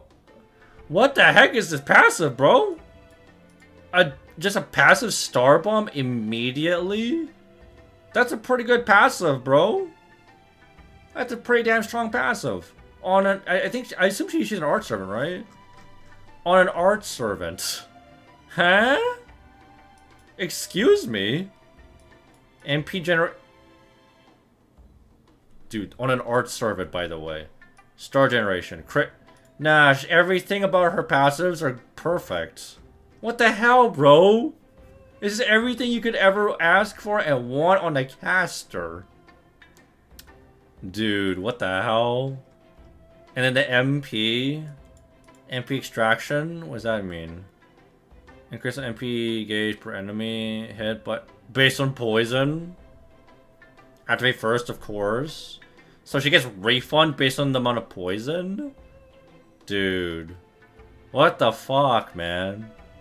AoE damage, of course. Decrease their defense after damage. And... Poison amp. Right? Poison memes, bro. Give those passes for a quick servant. Yeah, this is fucking broken as fuck on an art servant, by the way. Ramp up arts, too? Man, what? So, wait. It's really just 50% when you get down to it with the Warside Battlefield. That's broken, man. Nah, she's cracked. She gotta be the most cracked... 4-star caster. Dude, I don't even know what to say, man. Yeah, that's a 4-star, by the way. Dude, this is some power creep on a 4-star. She's better than a lot of 5-star casters already, by the way. She's better than freaking Shahrazad, better than Anastasia, better than any caster by a mile. For a 4-star, dude. Again, I don't give a shit about these servants, but I am wholeheartedly impressed. This is Power Creep 101, by the way. What the hell, man? Like, insane passives, insane skills, insane double phantasm. She's probably perma-looping at that point. Dude. And then in case she needs to use her cards, you're gonna guarantee you're getting her arts cards. Bro. God, why can't you treat... It should just be an older summer servant, man. Like, this could be like summer media or some shit, you know? Like summer media? I don't know. Anyway. Cracked, bro. I wouldn't be surprised if people roll only for the 4-stars here, man. Because the 4-stars are broken, man. Absolutely broken. Benny Enmo, on the other hand. Let's see what she got here. Saber deck. She's a berserker. Okay. Not a common deck, but double arch, double buster. So, yeah, summer Benny Enmo. Not something that everyone expected. Also, that third section is cute though. Yeah, okay, let's see what her skills are. Alright, what the hell am I reading, guys? Why the fuck am I reading a fucking essay here, bro? Dude. I swear, Modern Servants, bro, 2026. I'm reading a fucking novel. I'm reading a novel up in here, guys. Alright, let's break this shit down. Star Bomb increases party's fullness gauge by 2. What the hell does that even mean? One of 2 effects below determine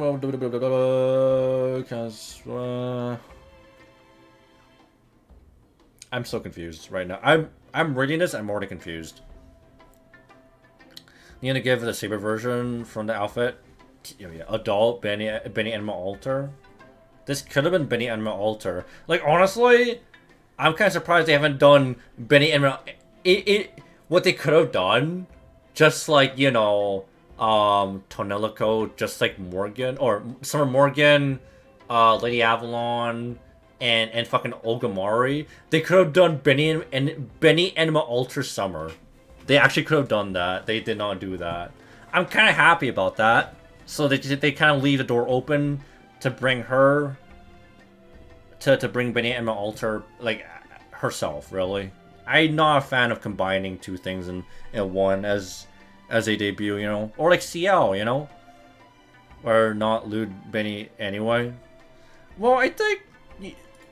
I mean, she's not, like, lewd. No, she's not... I don't really see her as being lewd here. Yeah, she's being cute, but she's not lewd. Basically, she's active. Each servant on the field gets fullness gauge starting from 0 with a max of 4. Max of 4, super giant allies get an additional 4. Because they're big as fuck? Okay, I see how it is. Huh, if you activate the skill. This is a very unique effect I'm just trying to kind of understand here. The count share with other party, including returns its first effect up to after 6. No effects below is granted to a party member whose fullness gauge is full. Okay, so you don't want to have full gauge? You don't want to have full gauge? Is that the gameplay here? That sounds like a demerit. I meant her adult form. We should get her adult form though. Yeah. For clarification, there are ways of decreasing the fullness gauge to control the effects. Okay, so it is a demerit. Big. So, you could get an attack buff. You could get max HP, 20% battery, MP damage, crits, and then a heal. When using the skill while it's on Yakisoba, 5% chance to grant legendary Onigiri instead, which grants 6 above at once and fails parties.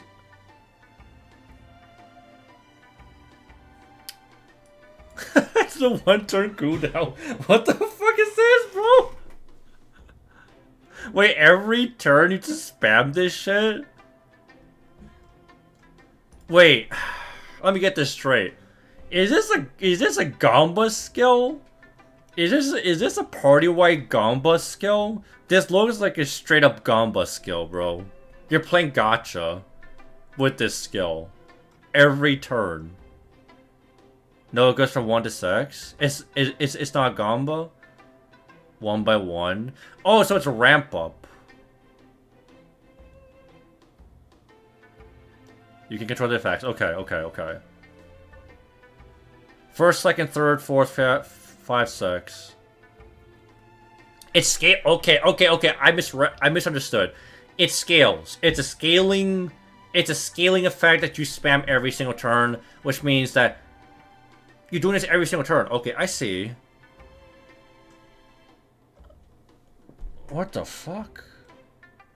Wait, are you mean to tell me that every turn it's just Every turn she's getting a Star Bomb? Is that what I'm reading here? Gain 30 Star Bomb every turn? The new art support Erd, you can reduce skill. Yeah, by 1, which means that she can spam this twice. She could do this like 3 times. Top of the new append. You can spam this skill so many times in 1 turn. Straw bombs are always guaranteed. Dude, what the fuck? Wait, you can get so many stars, bro. What the hell am I reading? What the fuck is this skill, man? Nah, that sounds broken, bro. So you can already stack permanents 30 star bomb. Yeah, perma 30 stars every turn, basically. What's up, Dome Masters? How you doing? We're just kind of... We're covering how broken the latest lineup of Summer Servants are. And I am already impressed. By some of them. Well, I mean a lot of them, but... So, hypothetically speaking, you could reduce the cooldown. What the fuck is this heal, by the way? That's a 10k heal? Bro, you're... This is just straight up a better... It's just Enkidu's 3rd skill, but spammable. How do you reduce this, though? Because once it's full gauge, then... Right? No effects below is granted to party members whose full gauge is... You have to balance this out, right? It's on a fucking team, too, yeah. Okay. We'll get to that. But... Bottom line is, you spam the skill as much as possible, and you can get a lot of effects out of this. I think that's fucking broken, man. This shit's broken, man. Double Erd, 2nd, or not... 5th append.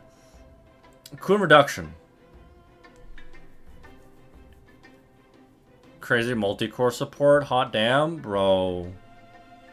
I don't even know what to say, man. So, I think you ideally, by the way, you ideally probably want to even bother with... You want to stack this 4 times at the very least. 4 times. Or even, you know... Maybe even more, but like, you know, you ideally want these... At the very least. Yeah, and she's a fucking berserker, too. You need to reduce the fullness first before spamming the skill. Yeah. So, 2nd skill. Arts Buster crit, okay. Evade, okay. I mean, again, it's awkward because defensive, offensive skill effects. But this, reduce fullness gauge by 2. So this is the balancing act here. You don't want to go beyond 6, right? If you go beyond 6, then they're full. Okay. It's on a 6-turn cooldown. So it's not as... It is balanced in a way that you cannot, you know, spam the skill forever. Because, you know, you're not going to be able to get all these effects. Otherwise, it's fine. It's 3 times... 3 times 3 turns. Yeah, it is 3 times 3 turns. So yeah, it is fine. I'm just saying, it is a little bit awkward though. You spam the skill forever, the passive lets you. I haven't read the passive yet. MP damage, from the 3rd skill, on hit, debuff, 20% chance skill. That's whatever, that's a fucking meme. And... Dude, these fucking batteries, we're just doing batteries, bro. Wait, does this... This includes herself, right? So she could hypothetically get 20% battery. Charge their MP. Wait, these skills are like repeatable, right? So the more stacks they have, 70% charge. Yeah. Okay, and she could spam it. She can spam these effects multiple times, right? Like once they stack enough fullness, you could stack these, right? Or no? Only one effect? Okay, okay. It's not as crazy as I thought. Okay, that's still pretty good though. Each time you use a skill. Okay. That's still pretty good. Increase MP damage for 3 turns while own fullness is 1 or lower. Oh, but she has to be at 1. Okay, that's interesting. So even if she's, like, I guess in this case starving down to 1, she at least still has this to fall back on. Basically, collect the skill first. Right. Because, right, you click the skill first because you want to get this. You have 40% MP damage. Yeah, that makes sense. That makes sense. Spam the skill first because you want to get this first. It applies. That makes sense. Otherwise, it won't be applied. Okay, interesting. And again, like, these are relatively good cooldowns. Like, okay. Passive. I mean, she kind of retains her passive from her saber form. Yep, same passive, right? Skill seal immunity. It's pretty good. That's pretty damn good. Okay, so this is the passive that you mentioned to me. Okay, what does this do? I hate this fucking buff, I swear to God. It's everywhere, bro. It's only 20%? Oh, man. Non-zero chance. I can't even use those buffs, bro. Grants party fullness gauge with a maximum of 4. Including sub members get included too. The maximum of 8 for super large members. So wait. Yeah.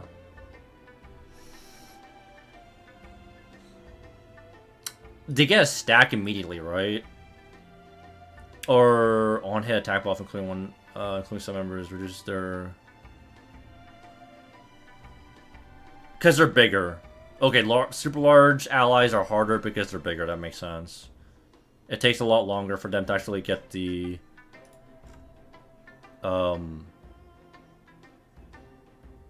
Which is good. Yeah. Which means you won't... Yeah, they can last longer. Yeah, you don't want to get full. And they can last longer because of that. Yeah, it works better for them.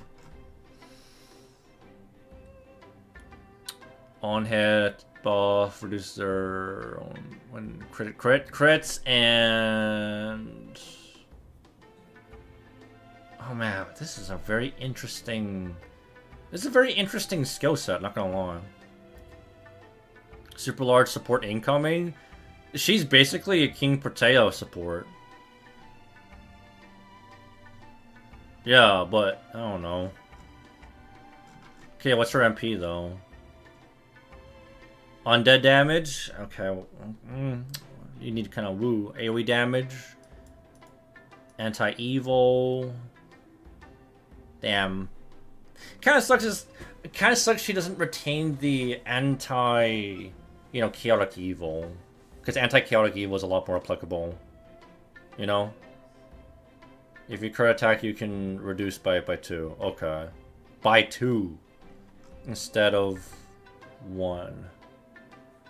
It can double if you do crit on top of that, yeah. Yeah, I know she's still anti-evil. It's just I would prefer chaotic over undead, bro. Her saber MP is loaded, yeah.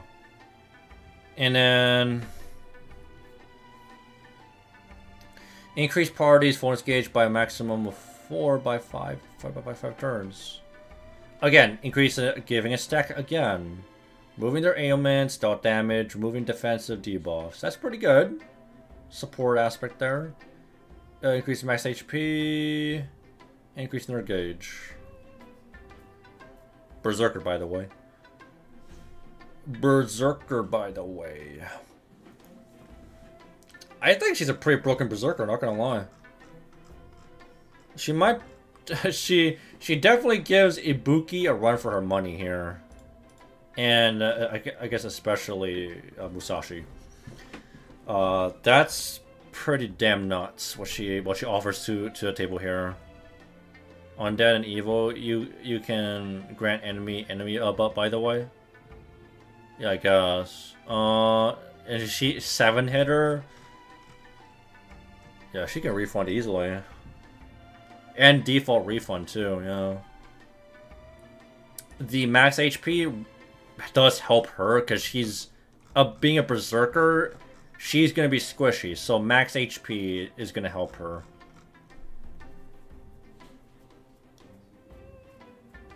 Her MP increases the full cap, so she can keep spamming skill 1. Wait, what? Bonus gauge. Increase the full cap. Okay, yeah. She's so universal for a berserker, which is amazing. Yeah. Again, being a berserker. Dude. That's, does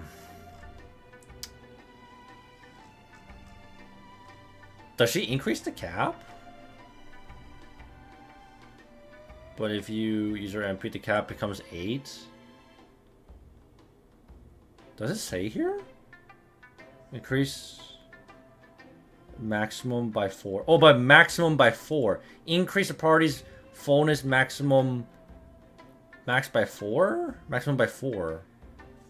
Unstackable. You can't stack it, but it goes from 4 to 8. Oh, okay. That's pretty good. So the merit doesn't hit as hard. That means she can keep on spamming, like you said. She can keep on feeding people, I guess. Like, that's her thing. Like, she keep on feeding on base because most allies start out with max 4. Is max 4, yeah. They can't receive the last 2. Oh, okay. Right. Okay, I forgot. I didn't even think about that. The max is only 4, but she has to increase it from her MP. Okay, so by default, you can't. But to be fair, like I said, the first 4 effects are kind of what you know, that's kind of it. But you kind of want to increase the cap, though. Otherwise, if you're capped at 4, then you're not getting this, right? Is that how it works? If you hit 4 stacks, if it's max, if it's full, this is null and void. Okay. Yeah, you do need to increase the cap then. Okay. Okay, I'm starting. Guys, I'm starting to get it. I'm starting to get it. This is like taking me a bit to understand her kit, but I can see her potential. I can see her potential here. It's a very interesting kit. It's very unique, and I like it. It's very, very unique. So TLDR, she has 70% charge, 30% arts, buster, 20% attack, 6% MP gauge, with a spammable MP. Yeah. Because, yeah, if you break it down, that's all she gives. It's just in a convoluted sense. In a convoluted sense, that's what she gives. That's what she brings to the table. For information, if you go to fullness level 7 or above, you rotate back to 1, effect 1, and then back to 2 again for level 8.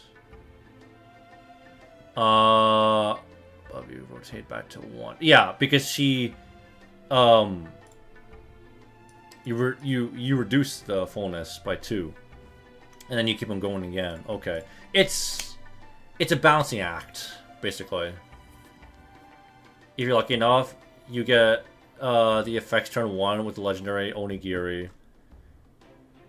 Well, I'm right in in the sense there is a gamba here. There is some gamba. There's a 5% chance.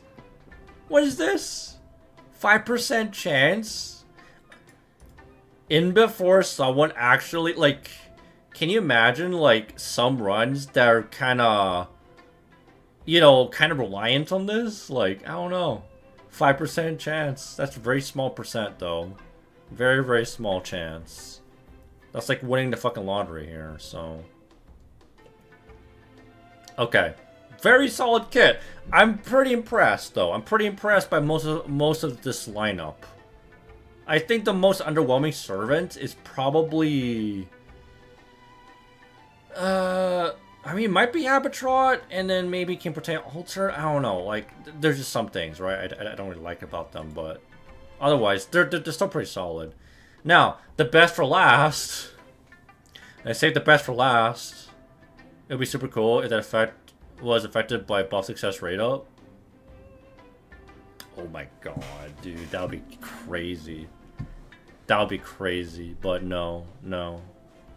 That'll make it, you know, a little bit more broken. But anyway, still, it is still Gamba. Summer Lilith, everyone's favorite, right? And double quick, double arts. Let's see what our skills are. Party evade, 2 times for 3 turns. I think that's pretty good. And 50%. Everyone's got a battery. 50% charge. 50% battery. Third ascension, what, for Benny Anima? I did see it. What's up, Master? The summer will be painful when it rolls over on NA. It's 4 SSRs. Good luck. Thankfully for me, I don't really give too much of a damn about it. For Lilith, I briefly saw it, but I didn't see the animations for it. No. No, I did see the animations for it. Never mind. I did. I think I prefer the first Ascension a little bit more. Confusion, again, meh. I don't like Confusion as a debuff. So it's mostly the evade, party-wide evade, and 50% battery.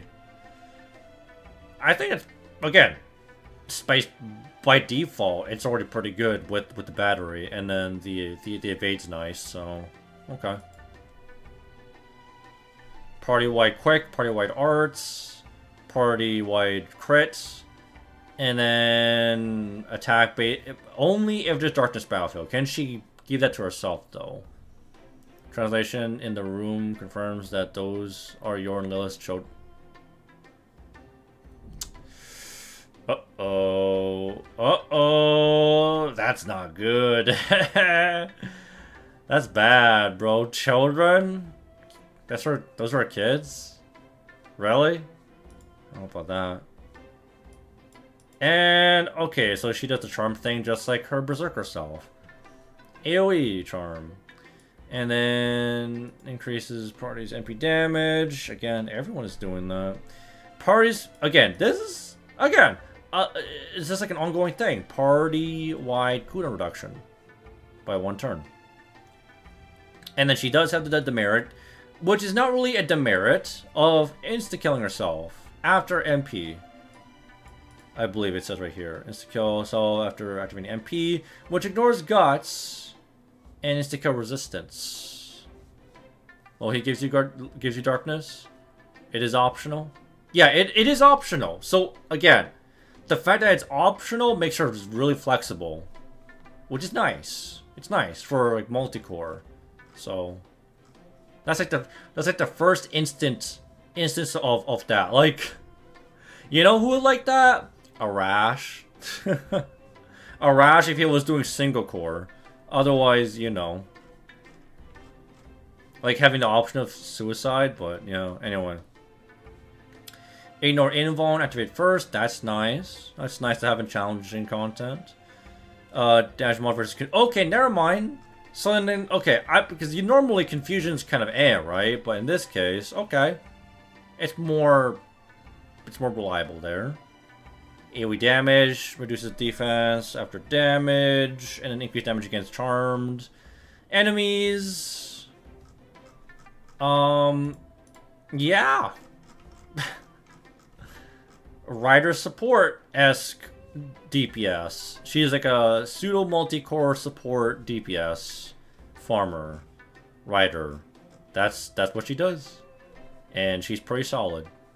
I think she's gonna be really good for one wave on like nukes and then die. Yeah, I can see it. I mean, she's flexible. She could do both. She could die in wave 1 or wave 2 if you need it, right? She's so she has universal power mod and yeah. Universal power mod with this. Damn, bro. The darkness. I mean, low heat. She can't do it herself. That kind of sucks. She can't bring Darkness Battlefield herself. She'll need someone like low heat to bring Darkness Battlefield. So help for level 9++. Yeah, with 311s. True. And yeah, 311s do happen a lot for 9++. It gives a decent amount of AoE effects for multi-core. Pretty much.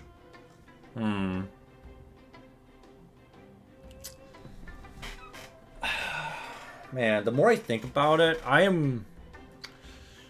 it is very low-key. It's very, very low-key with Lilith. That's about it. I think out of the entire roster, because again, I think Lilith is by far, I think, the most impressive in terms of like party utility and what she offers. You know, everyone here is pretty good though. Triple Lilith multi-core team, unironically, it works, right? Unironically. So, oh, man, but like, this servant is also, no, is it her? No, she's no, not poison. Okay, I don't really. I mean, again, she's fucking amazing, but I think you? I think it was you, right? Multi-core. She's also multi-core. She's also pretty good. Okay, never mind. I was thinking like, do I want to roll for her? I mean, are they on the same banner? I forgot. Let me see. Banner is here. Don't tell me. Don't. Okay, they are on the same banner. Okay, that's actually good. So, damn. In 2 years, Lilith might be a low-key, but again, it's more for a support reason than anything else, right? But that's about it. I'm very impressed by this summer lineup. I didn't get to see the CEs though. It's fucking Rin though. Hey, hello. I mean, again, I don't know. I don't really care about that CE effects, but it's Rin, bro. Yeah, Benny's cracked though. Benny was cracked. Fucking, I would say King Potato, Moon Cancer is pretty cracked actually for like a Moon Cancer. That's pretty impressive. And then like the least impressive is probably Habitraw, but again, she's a welfare, so it's whatever. And then King Potato Altar, I don't know. There's just something about King Potato Altar that's fucking awkward, man. You know? It's awkward, bro. But that's it. Those are my thoughts for the current summer lineup, if anything. So, yeah. Only things I'm interested in, that's interesting for Lilith Rider is her tiger bikini. They're great. Tiger bikini? Is that a costume? Or is that her second ascension? Oh, yeah. Yeah. Bro, they got the fucking kids? Dude, that's crazy, man. That's crazy. Okay. Did I roll? Did I roll my friend points? Let me double check here. It's very close to Ibuki numbers when Ibuki hits Earth. Not hitting Earth, she loses Ibuki in the dust. Yeah, man. Jeez, dude. Benny Enma. By default. And that's by default. So on average, I think on average, by default, Benny Enma is probably the better option. Right? But I want some cereal. Dude, hit me up with that cereal, man. I love me some cereal. I haven't had whatchamacallit? My favorite kinds of cereal, Honey Nut Cheerios, freaking honey bunches of oats. Mostly honey flavored cereal I'm actually a fan of. When Henny Evil, it's not even a fucking contest, bro. Not even a contest at that point. Yeah. Alright, shall we? Let's get down to business. Let's get down to business. Okay, and I can actually... I can actually hit him with the summer outfit now, so let's go. Let's do it.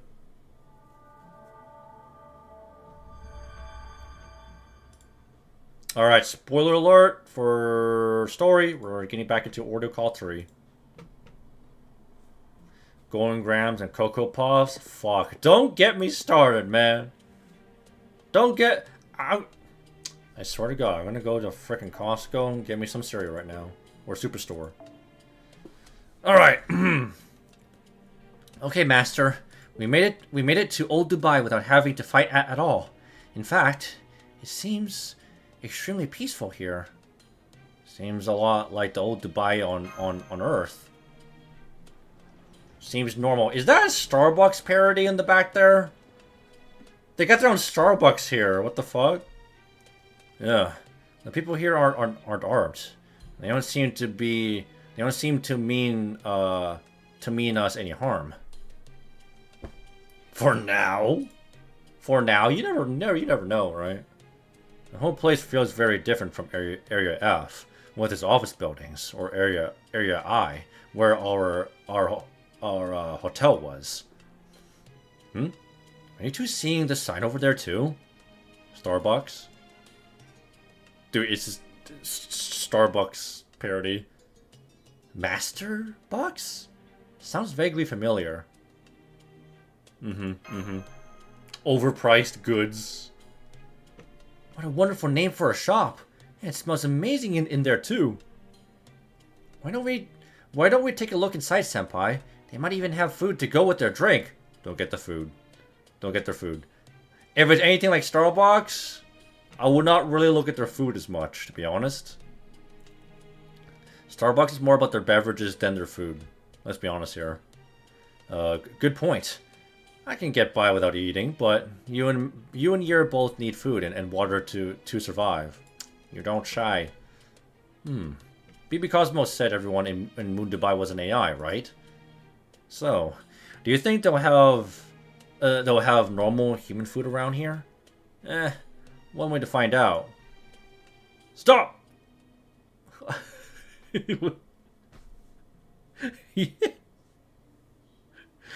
Oblivion. Stop right there, Colonel Scum! Stop! Hold it right there, newcomers! You can't just walk into that cafe! Oh. It's a fucking android? Freaking, C-3PO? All are welcome here in Old Dubai, but not in that cafe. They only allow a very specific clientele inside. I can't do a robot voice, sorry. The boss specifically built Holy Master Box to be a place of rest for the old humans who will come here one day. It's going to take newcomers like you at least a year to build up the trust you'll need to set foot inside. You can start by collecting points at the shop on Main Street. Really? We gotta grind? Fuck off with that. Hello. Not so fast, RE-17. There's something about these people that remind me of the knights in Area F. Trust me, This organic frame gives me a sixth sense for this sort of thing. We can't let the other areas steal any more resources from old Dubai. Police! Police! We need you here. I'll even give you some meat when you're done. Hold on, give me a second.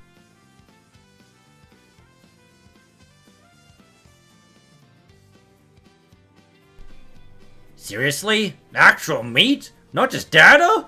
Woohoo! Screw these sugar fritters! I'm gonna use my brand new machine gun to really bring the heat. Well, not literally, since it's an air gun. Okay. You're right to call us. Man, it's been so long since I had actual work to do. So, you must be the vanguard of the Laughing Moon Night Brigade. Well, you won't be disturbing the peace of my watch. I'll prove to you that there's more to being a police officer than just eating donuts. That cliche? Come on. Dude, we got fucking Elvis Presley up in here. Yakuza? Yakuza? I mean, what the hell? Easy, rookie. These kids may seem harmless, but I can tell they've got some real bite to them. Watch out for that girl in particular. She's got the aura of a forest sage who used to live on Earth. Veteran cop Yakuza, same thing, true. Bro, we're still waiting for that patch for workers' comp, you know. Yeah, they got the Mafia Yakuza up in here. I don't know. I wouldn't have guessed there were so many people in there. They seem like a very fun bunch. Now I'm even more concerned about that cafe, bro. That cafe, something sketchy about, right? Like sketchy about that cafe, bro. Mafia, it's a Mafia Yakuza run cafe, man. What the fuck is this Starbucks cafe, bro? Yeah, random pumpkin heads? What is this, dude? I agree, but I don't think we'll be making friends just yet. They're clearly itching for a fight. I'll say no more, I'll farm them. I'll farm the fuck out of them, don't worry about it. Alright, let's give them what they want. But try not to hurt them too badly. I'm sure they'll hear us out afterwards. Nah, we'll just kill them. Give me your shit. Let's rob them dry. It's so fucking random, bro. Main story, by the way. Main story. You can't make this shit up. Alright. Well, hit me, bro. Bring it. Do your worst.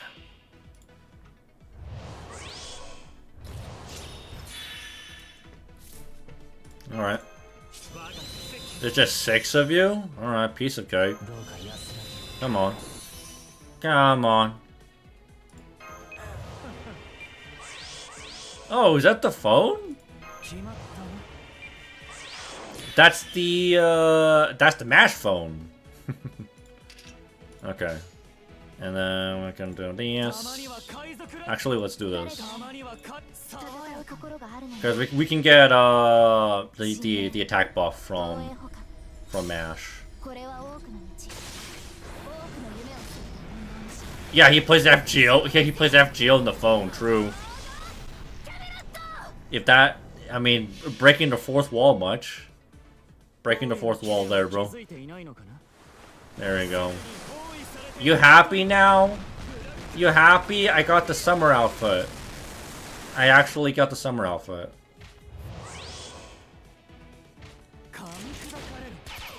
Ah, damn it. Alright, that's kind of awkward. This guy's kind of tanky. So good. It's a little tanky.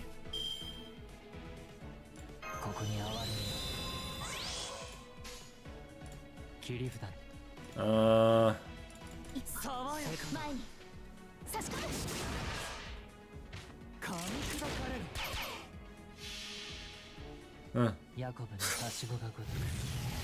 Alright. Bring it!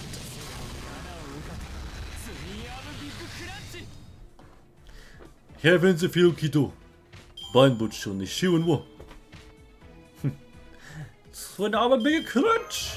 Sweet big crunch. Okay. Big stars. Big boom. Say good night. Say good night. There you go. Alright, that was nice. Alright, where's your coffee?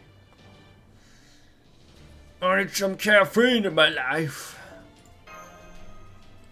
It better be good coffee. If it's worth fucking protecting the fucking shop. Yeet.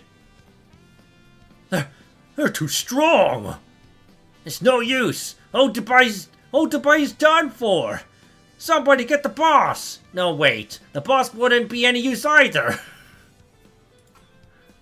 We'll just have to run for it and take the boss somewhere safe. Maybe we can try Area D. I heard they have actual fruit there. Sure, bro. Oh. Dude, they got... Not gonna lie, they going all out with the NPCs, by the way. The NPCs? Calm down, people. Can't you tell nobody's dead? Look, they've already put their weapons away. They were obviously just humoring you from the start. Very Dubai-ish NPC, yeah. They went all out for that. Huh. Yeah, you're right. Are they just a bunch of saints or something? Anyway, that was painful to watch. I'd take an amateurish school play over that any day of the week. Our people just aren't cut out for combat. They put on a big show in mock battles, but the moment they're fighting for real, it all falls to pieces.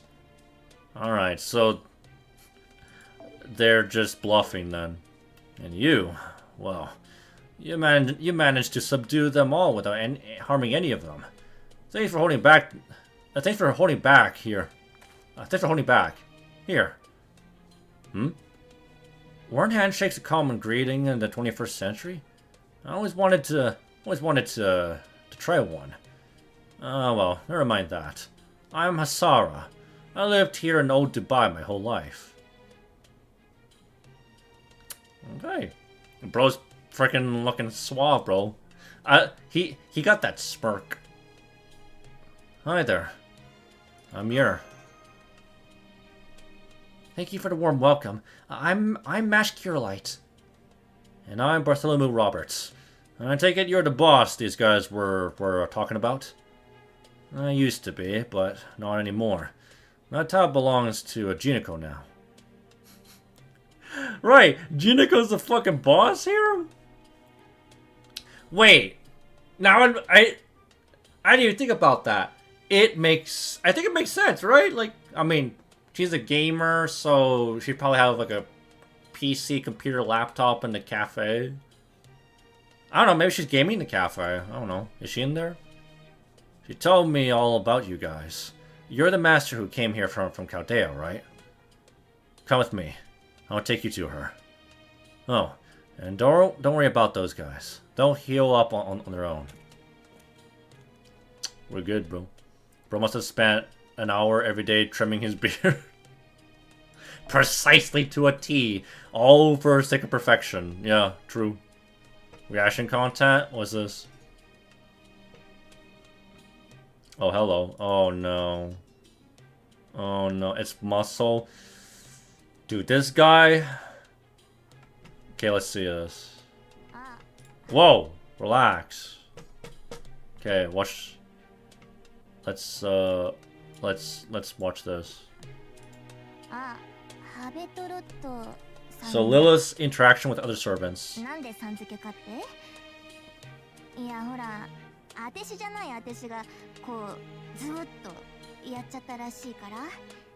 You just following her?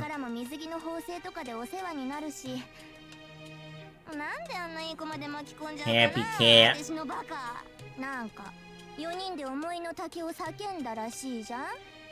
No. Uh-oh. Yo, I mean, you know, the love. Oh.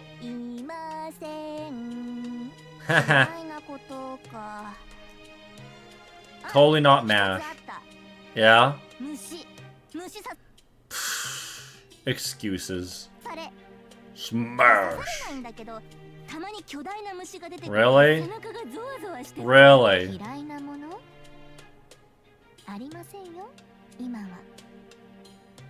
She's a terrible fucking liar. She's a terrible liar. Come on, man. You can't admit it. You can't admit it. The only dedicated MASH hater.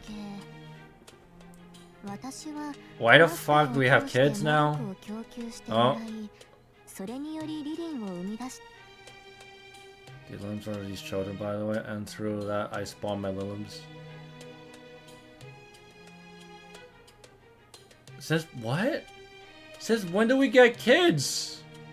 Huh? Nah, man, what the heck is this? What? Those are our kids? What? By the way, Morgan would like a word with her. Not really. Yeah, but you know, when you put it that way, you know. She's trolling. These kids are LARPing, bro. Mine and yours. Yeah, Morgan would like a word with you there, bro. Bro. Bro, this is bad. This is so bad, bro. Oh no. You thought it was bad with like the oh you're my fucking husband Morgan, you know, and the fucking Kiwihime Mama Raiko shit. No, actual family, by the way. Oh. Risuka's a dad now? That's crazy, dude. Main character when he realizes he has kids. Use your skill 3 option to... True. That's fucked up, bro.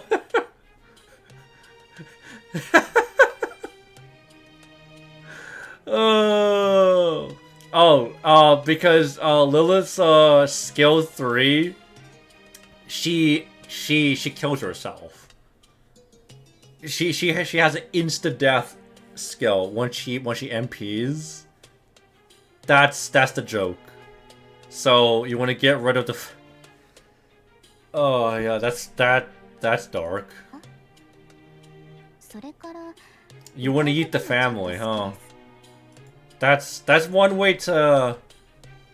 We're sending the family off to Belize. We're sending the family off to vacation.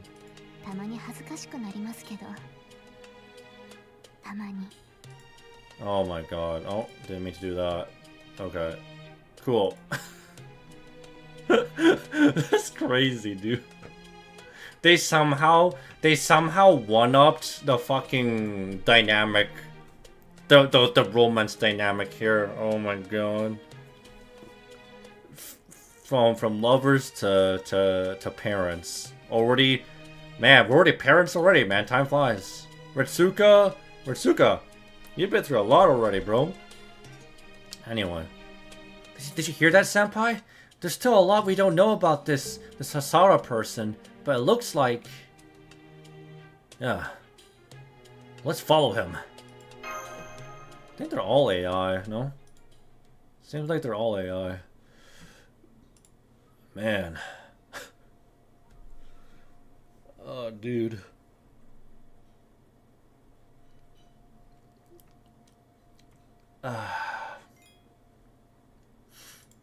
You can tell Paul in 2 years that you now have 3 kids. He's not gonna get it. He'll be like, bro, can you imagine? Like, hey Paul, I got 3 kids now. Wait, what? When? Since yesterday? Yesterday? What the fuck? I'll show you. Shows a picture of Lilith and the 3 kids. This is my wife. And these are my kids. Yeah. Say hi to Tito Paul. Tito Paul, my kids, my children, my son, my daughter. Grand statue, there she is. Worship me. Worship me. Worship the great statue. I am one of the moon cancers. I am the anti-savior who shall lead humankind to its destruction. Sure. Is that really Jinako Karagiri? She's definitely got a weirdly intimidating vibe about her, but nah, she's fucking around, right? Yeah, no, she's just playing around. By the way, NASA said that Ordeal Call 3 is built as if AI does not get any influence from social media. That's why they were so nice. Oh wow, that's not... Yeah. You know what? There's some truth in that, though. There's absolutely some truth.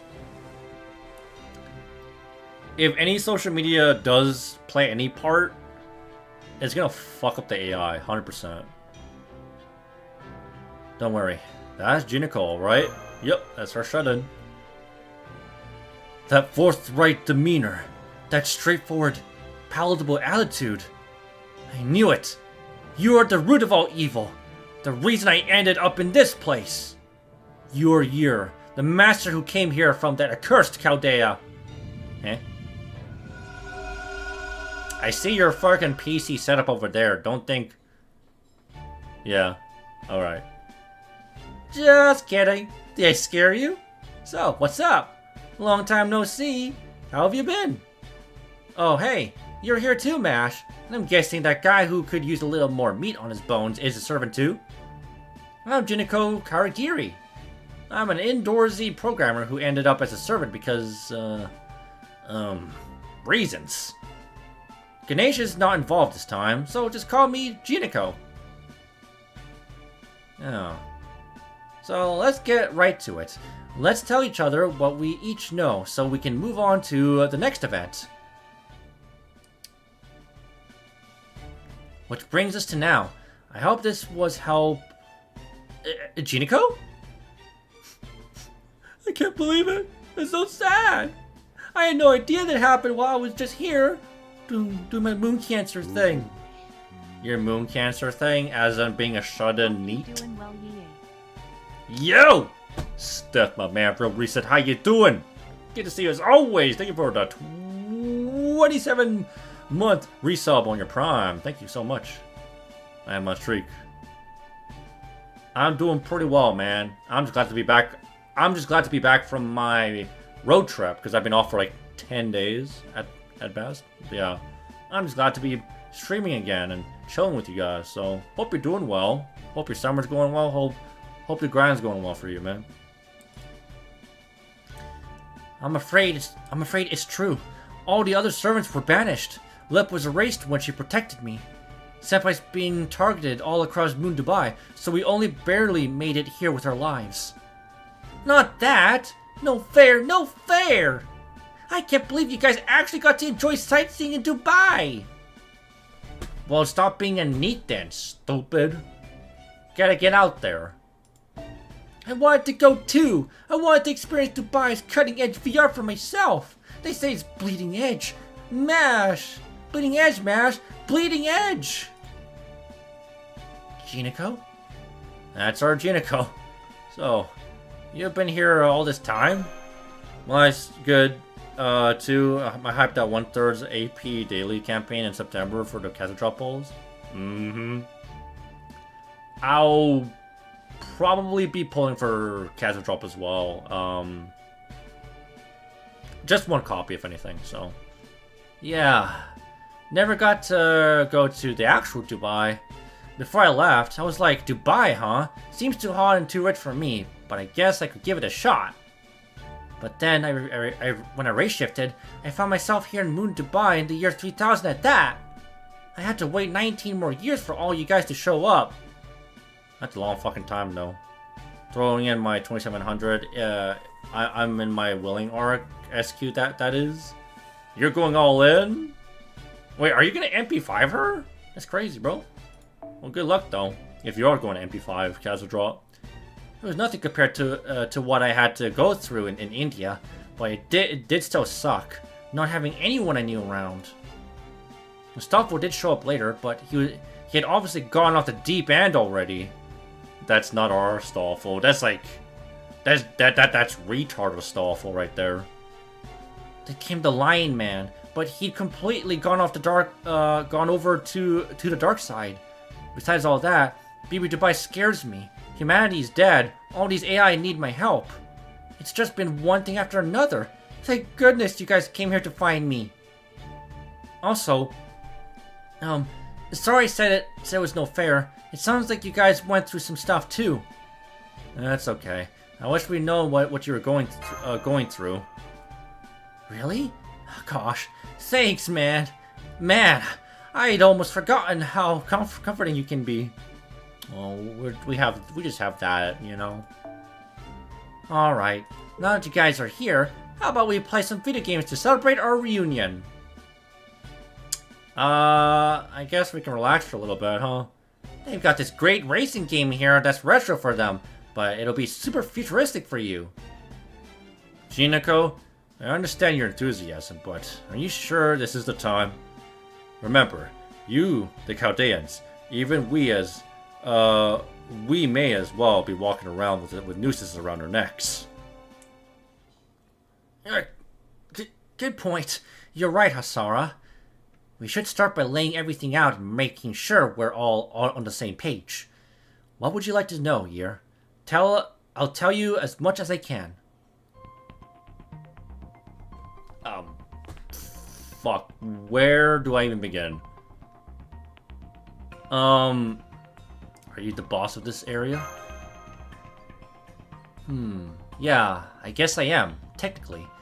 BB Dubai assigned me to Area C pretty much right after I arrived. She said it was my duty as a moon cancer, but I didn't really have a goal or motivation or anything. The only reason I wound up being a boss is that the people here were nice enough to take me in and give me shelter. I'm still a servant and all, so I've been getting by these past 19 years by saying, I'll take this seriously tomorrow. Meaning never? Don't be so modest. You may be pathetic, but you've still been doing your best in your own way. We old Dubaians may be AIs, but we don't support BB Dubai's policies. We don't want to see humankind eradicate it. You don't fucking say. Unfortunately, that makes us outcasts here on Moon Dubai. Jinako has been keeping us safe ever since she got here. Which isn't to say she's actually fought any battles herself. But by making this area the headquarters for her moon cancer campaign, she's also created a home for moderates like us. Oh, I assume that there are probably dissenters from other areas too. I could see that. I see. So you've been fighting with words instead of fists.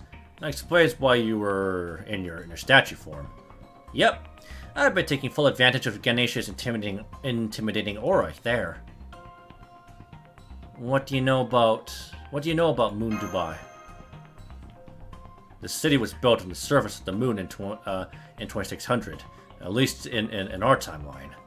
It was modeled after the original Earth city of the same name. It was conceived as a cutting-edge city constructed in the desert with a combined total of human wisdom. Probably made for an inspiring promotional message, a message back when they were first building a city on the moon.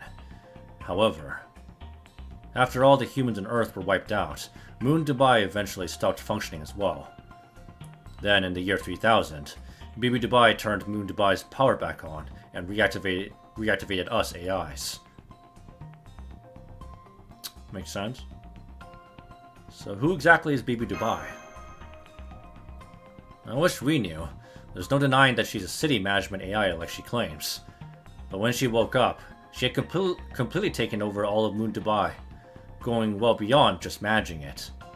Does Moon Dubai still use poop truck? I have no damn idea. Does it? No. That's a good question. I'm grateful she reactivated us after we had shut down, but that doesn't mean I can support what she's doing. Not when she's been doing crazy things like creating moon cancers and holding this final boss of humanity's annihilation showdown. There are plenty of AIs out there who think she wiped out humankind herself. We've long suspected there's something wrong with her, or that she might even be an imposter. Non-zero chance she probably is an imposter. So you're saying you think BB Dubai isn't from this world? from this world, but a BB from an entirely different one? Yeah. At first I thought BB Dubai was just Chaldea's BB getting up to no good yet again. But now that you've told us Chaldea's BB exists independently, I am even less sure of who or what BB actually is than ever. Tell us about the final boss of humanity's Annihilation Showdown. It's an election campaign BB Dubai created. She says it's to choose how exactly humankind was wiped out. The voting only started after you guys showed up. But election campaigns have been happening for the last 19 years. The people of Moon Dubai woke up in the year 3000 just like I did. And they were just as shocked as I was when they found out there were no more humans left on Earth. And that's when BB made an announcement on the citywide PA system. Humanity is gone. There's no denying that. Now let's give up on the lot of them and have a conversation about how they died. Man. Give up, huh? And you all just went along with that? Yes. It was unanimous. My bad. I can't even freaking talk, bro. Facts are facts. Once we reached that consensus, the only thing left was to choose a file heading to save it under. See? This is what Hasara is like. And he's on our side. I swear, everyone on Moon Dubai is just too damn stoic. Anyway, we eventually agreed to next reach a consensus on the most plausible way that all of humankind could have died. That led to candidates espousing their positions, which led to the election beginning in earnest. Every day, candidates would present their ideal extinction methods, and the areas with lots of people who agreed with them began to flourish. Oh, Dubai has always been last place. Has been last place in that regard. That means we're constantly low on resources. We even had to give up our trademark Ferris wheel just to make ends meet, since the thing gobbled up so much electricity. That's how it ended up in the area with the most money to spare. Oh, that's screwed. Moon Dubai didn't used to have old-fashioned barter systems, but then that damn lion man came along and brought pure commercialism to Dubai. So it wasn't my fault our Ferris wheel got taken away. That isn't the only thing that was taken, right? But we'll get to that in time. Why are moon cancers to Moon Dubai? Everyone's a moon cancer, I'm guessing. There's actually two types of moon cancers here. Natural and artificial. So we got the real ones, and then we got the ones that were fake and made up. You know, that makes sense. Like a Stoffel. Stoffel's a fake, right? Natural types are, obviously, servants who are naturally moon cancers to begin with. Servants like me and candidates from Area H. BB Dubai didn't bring us naturals here. Moon Dubai itself called us here. It basically means we're on humanity's side, just like the heroic spirits who get summoned by the land in singularities and stuff. And I think me being a natural moon cancer is how I ended up here. Straight from Chaldea. Anyway, the servants who got turned into moon cancers after arriving here are the artificial ones. The candidates from Area A, E, F, and I all used to be different classes. Huh. But BB Dubai changed them into moon cancers after they got accepted as candidates. So that's why Stoffel was a moon cancer. But BB Dubai also said that heroic spirits can exist in this time period. So how do they materialize in Moon Dubai? BB Dubai woke up some AIs from as far back as 2400 to make them into masters. Stoffel's master is an upper-class citizen named Anthony. Just a normal guy, right? Area I's candidate's master is an ex-military man named Ben. We're just using completely generic normal names, huh? Area A's master is an academic named Ryudai. And we still don't know anything about the master for Area E. Anyway, the servants who were brought here by Moon Dubai's masters have been running wild ever since they were summoned. Because according to their understanding, to help humanity, you must define how it ended. It's got them very fired up. Junico's the only candidate who decided not to think about the fact that humankind is gone. Instead, she chose to spend time here with us. That's why her campaign slogan is something half-assed like, they somehow went extinct while they were being shut-ins. In classic Junico fashion. Then you haven't been trying to advance the humankind extinction agenda like the other candidates. That's great, Junico. Yay. Well, I don't know how proud I can be this time. I was mostly just too scared to pick a side. At any rate, now we know why there are no fewer than 7 moon cancers out here. So that's all the questions you got for now, yeah? Then let's get to the most important topic. It sounds like BB Cosmos figured out that everyone on Moon Dubai is an AI, but that's only half the story. You might want to sit down for this next part here. Here comes a bombshell. See, in this world, humans like you stopped being born after 2300. So that's why extinctions happen? That was the year old humans decided to stop living like they have been, and then passed on their title of humanity to AI. Huh. I guess what I'm trying to say is, all the AIs here are part of a new kind of humanity, and you're one of the old. Well, honestly, there aren't any other old humans left, even in the museum, so you can't even call yourself that. Why do they do that? To extend their lifespans? Immortality. We don't know for sure, but we know that wasn't it. Humans had already cracked immortality by 2300. Old humans were able to live forever, even in formats, that is, organic bodies like yours. But turning themselves into AIs had even more benefits. Immortal though they were, humans were still limited. At that point, being an AI, you live in a simulation, right? It makes sense, but, you know. I wouldn't want to be in a fucking AI, though. AIs, on the other hand, had more freedom in every possible way. Technology, discussions, entertainment, everything. Once that became clear, the old humans all converted themselves into AIs and became new humans. That's what the majority of people on Moon Dubai are now. So, when you say they convert themselves into AIs, do you mean they digitized their brains and became beings of pure intelligence, living in a digital realm? Well, in a manner of speaking, yeah. But specifically, this world's new humans consist of AIs who were born from the digitally recorded data of individual people. They're a lot like servants, really. Take me, for example. I'm a new derivative of myself, created from my original base. But the people we've met so far all had physical bodies. How does that work? AI's real bodies are located in the towers. Remember those tall buildings you saw in the office area? Those are humanity's data servers. Oh, you mean the ones we can't even access? This body is actually a nanopolymer frame. Even if it's destroyed, my real body will still be perfectly safe. Think of it as a kind of remote. This way, we remain immortal as long as our data servers survive. Is this somewhat relevant to how the extraverse functions?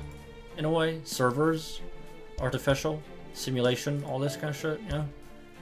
That's also why ordinary citizens of Moon Dubai feel free to attack seasoned warriors like yourselves.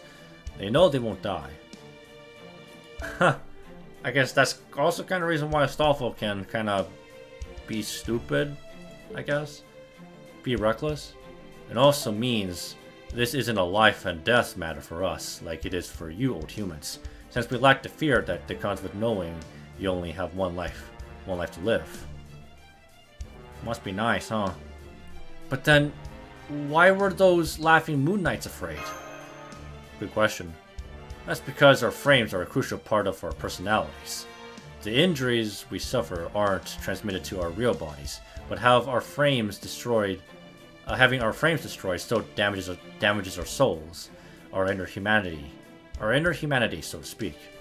Still feel pain then, basically. Reacquiring and reconstructing destroyed frames takes time, and there are some things you can recover once lost. So despite... Okay. It's like... I think of it like, in Harry Potter, you're splitting your soul as like a Horcrux. You're putting yourself in like a frame. You're splitting your soul in a way, I guess. You're losing your soul every time you lose a frame. One of the humans' old humanity chose to become AIs. It's because AIs can also be associated with souls. A soul can't be reconstructed from data. They arise from what already exists. Man, this brings the whole existential crisis up, where like, if I put my consciousness in a freaking system, like an AI, is that person still me? Like I don't know. I physically won't be that person. That person's still me. So if I die, like, there's still me out there. I don't know. It's confusing. Or it's, again, just existential crisis. It's like the game, was it Soma? If you've played it? It's like that. I think it's called Soma. Apparently, scholars at the time theorized that souls might be anything from links from another dimension. Waveforms that spawn from the relationship between existence and time. Even Pierre thought returning from the end of the universe. We new humans, that is, third generation AIs born after 2300, have had all data from before that time discarded. Why the heck would you brainwash yourselves? If you want to know more about that time, you'll need to look for a specialized independent data archive. So, old humans no longer exist, and the people of Moon Dubai are all new humans. But in that case, there's one thing I don't understand. As long as you exist, humanity isn't extinct. So you're effectively choosing your own end in this, aren't you? Old humans are extinct, but new humans exist? I mean, that's pretty much the case, right? I know, right? I just can't get on the same page with them on this one. This election is basically the AIs voting on their own demise. It's like the dumbest thing ever, bro. They must know it's going to affect them directly, but to keep choosing their favorite end like it's no big deal. I don't know. They could be talking about how to avoid their demise or how to start over, but it's like none of that even occurs to them. Sorry, Jinico. Facts are everything to us. We're not ones for complaining about results. Still, we do have preferences. A lot of AIs think that if we're going to die out anyway, we may as well go out with a bang. That's true. I mean, shit. Even some humans now, some of us now, right? And that's why nonsense like the Laughing Moon, Moon Knight Brigade's plan in Area F manages to gain support. Go out with a bang. But don't AI value things like probability and practicality? No. This is the 31st century, Mash. There's pretty much nothing you can't do nowadays. We'll see about that in the 31st century, so another fucking century then. Or another fucking millennia.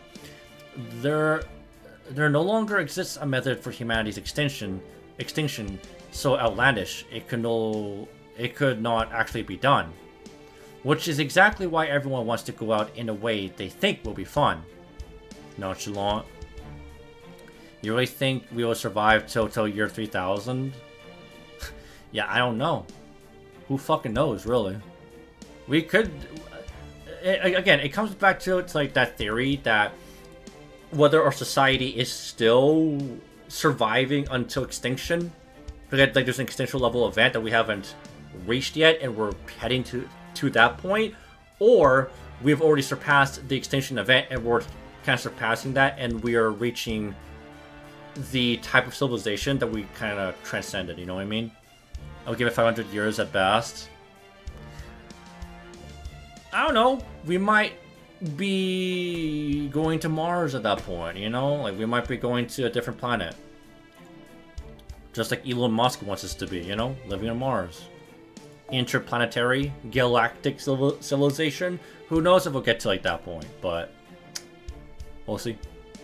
I mean, if we're going to finish the game anyway, you might as well enjoy the ending, right? We're just gonna... I mean, why you cut it short, you know? Why... That's like skipping the journey and getting to like the end, right away, you know? Why the fuck would you do that? That's kind of what they're doing. They're just skipping to the fucking end part. Human bodies are not biologically built for space travel, unfortunately. That is very true. Genetically speaking. But that's not stopping us from trying to find a way to find a workaround, right? We're still doing research on that, obviously. But, don't expect anything like that anytime soon. And even then, I don't think we'll, like, again, like immortality, prolonged lifespan, that kind of shit. Like, we're gonna need multiple generations in order, even if we could do space travel, we'll need multiple generations to go in between, like, galaxies and shit. Even if that was even possible. Probably. I'd probably pick this one, Involved Pierce. Because you never fucking know, right?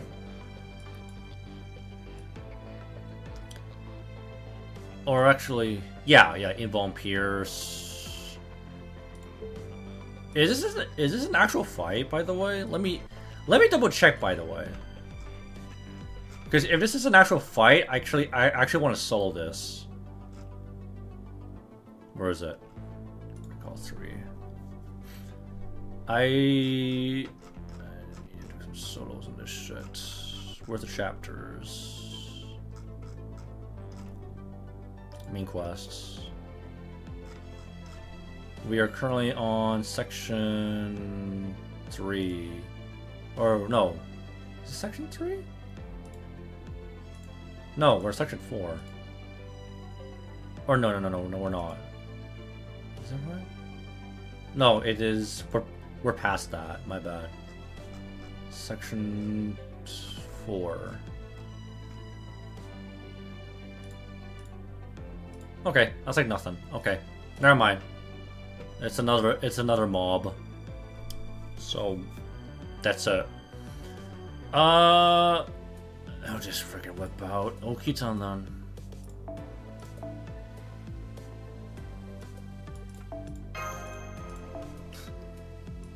Screw it.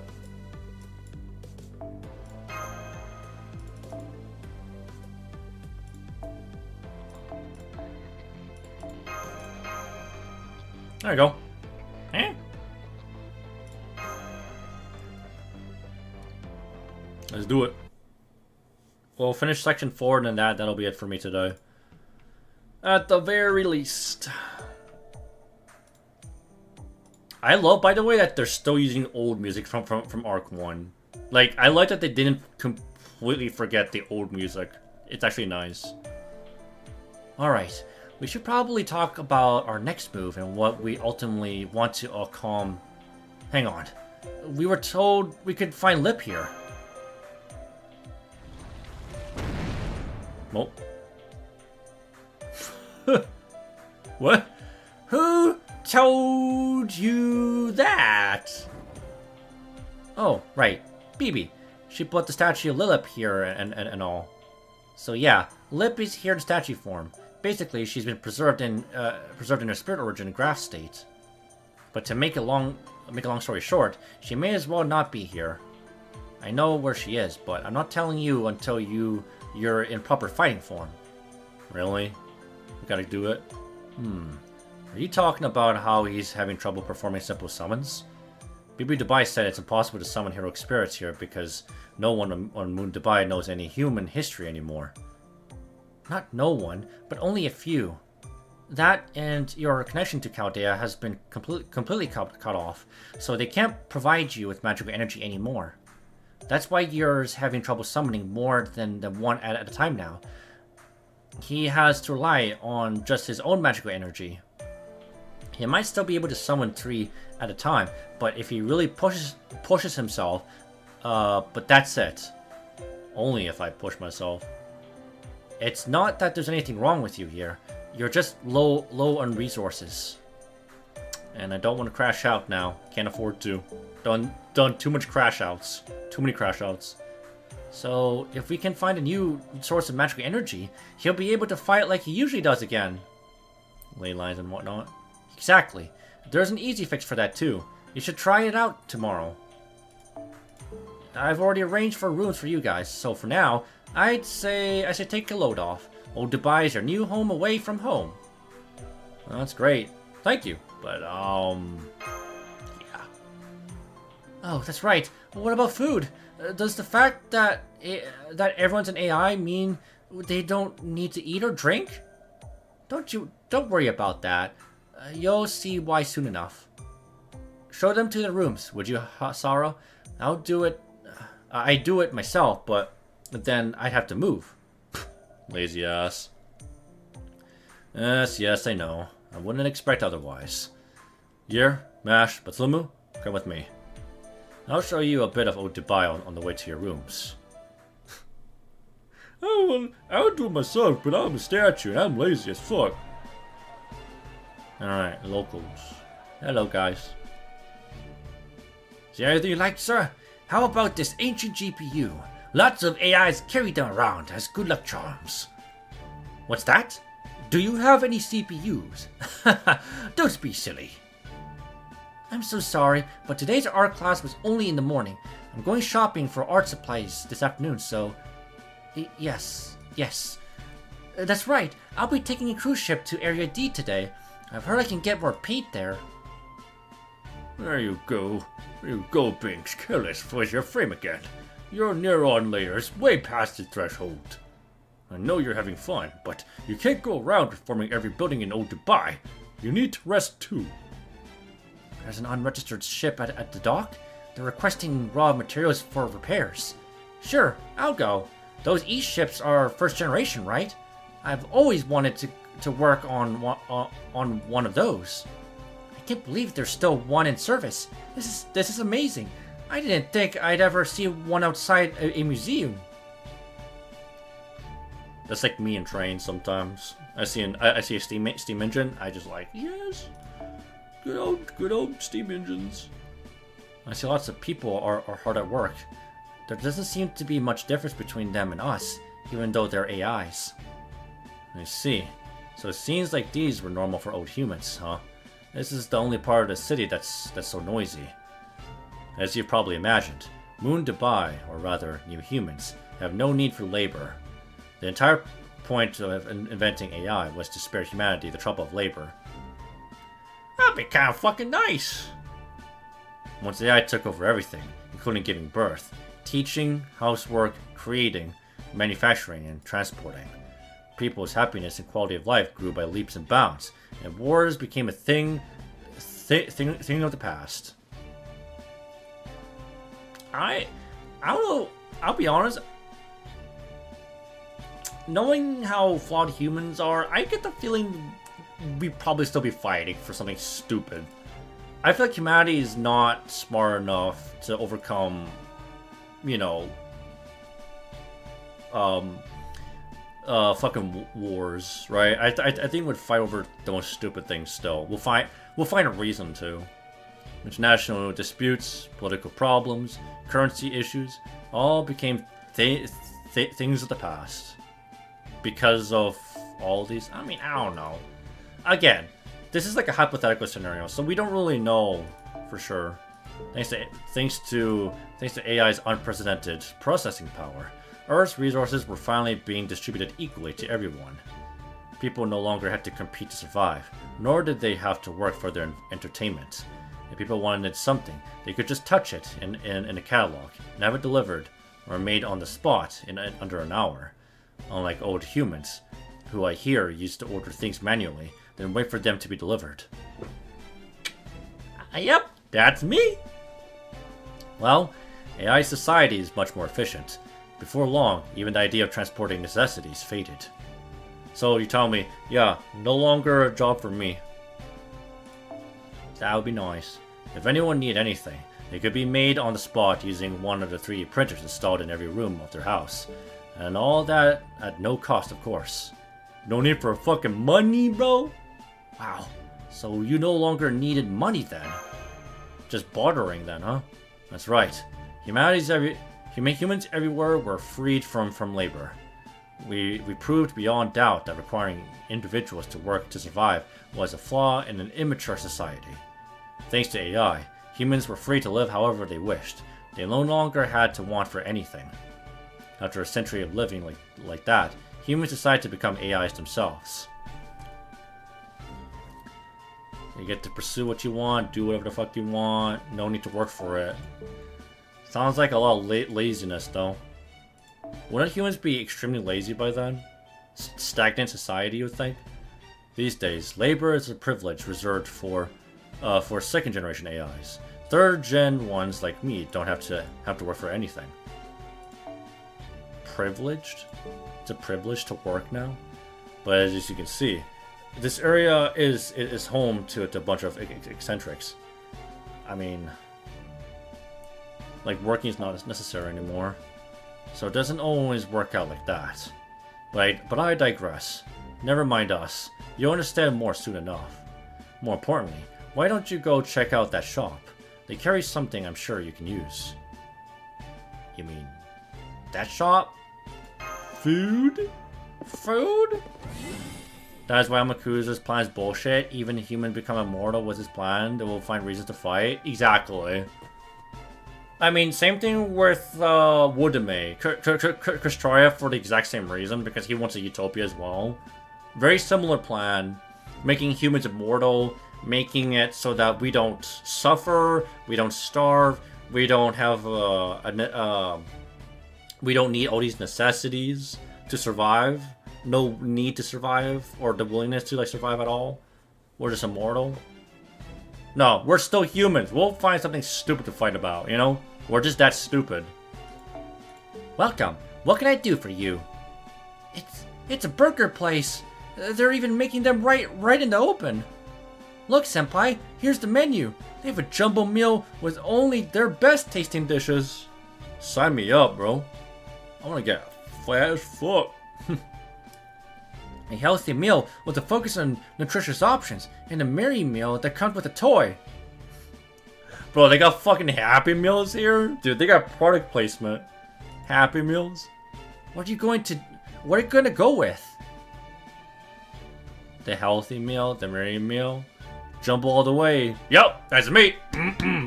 Jumbo all the way, double meat. Big boy. Just what I was thinking too.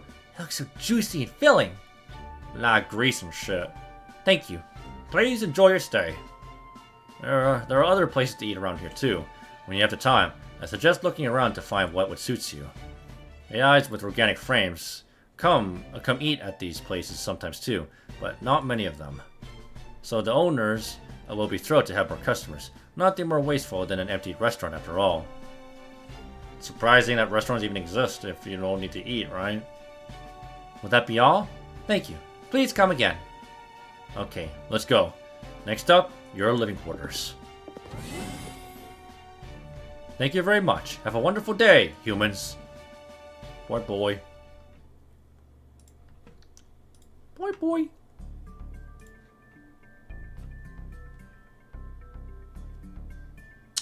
Wow. Very, very homey. Here, this will be your place. Make yourselves at home. This is great. It's so roomy. Thank you. No need to thank me. It's our duties as humans to provide people with their own space. And hospitality. Don't forget that. Anyway, you should know Moon Dubai is set to follow a day and night cycle. It'll be night pretty soon. I'm sure you still have more questions, but for now, I suggest you get some sleep. Alright, see you later. I'll be back for you tomorrow morning with a job and labor. Gotcha.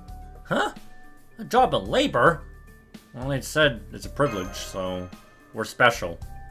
Aren't those the same thing? Job and labor. They separate the two? That's true. What? Remember what Jineko said? Wait, remember what Jineko said? You can't summon servants easily right now because you lack resources. Huh? Wait. What's going on? How'd I end up here? Unfortunately, old Dubai doesn't have enough resources to share with you guys. So here's what you're gonna do. Huh? What's going on? You're going to exterminate an oversized pest that also happens to contain a wealth of materials. A sandworm. I'm going to what? Yeah, Dune reference. What's more, Mash is off on a different assignment, so she won't be able to help you. Now go on, fight. Show me what you're made of. You can't take it easy on an enemy like this. If things look dire, don't be afraid to use your command spells. Bro, nah. What do you mean use my command spells on a fucking mob? I gotta be stupid to do that. Thank you very much. Gotta be doom. Don't worry, my boys got this. My boys got this. We farming.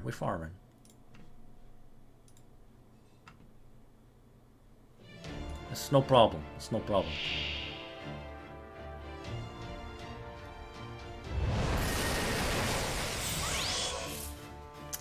Okay. Okay. Oh, you're asking for it.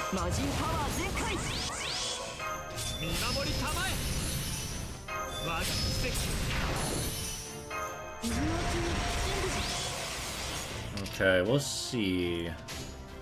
I'm gonna try and loop it around here. See damages.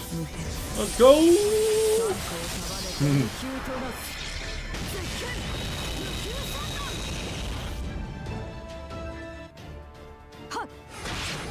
Fret? Fret! No! That's all good. It works out just fine. We're gonna do MP Insta. Insta MP. Okay, that calls for my boy now.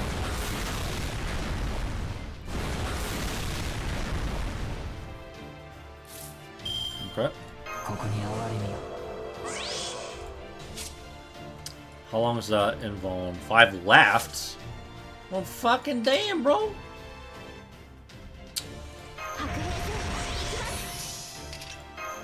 Well, that's pretty damn annoying if I, you know, shit.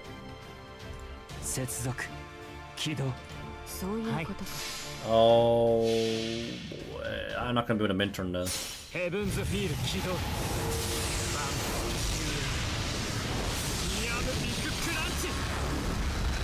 Not gonna be able to, but it's all good.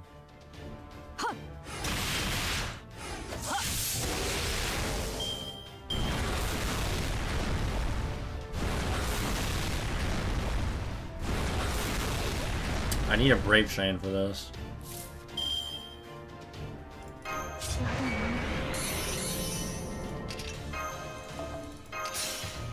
Alright, I have to bring Koyanskaya.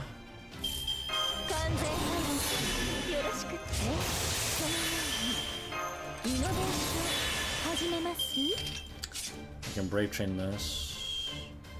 So you know what? I'll Brave Chain this.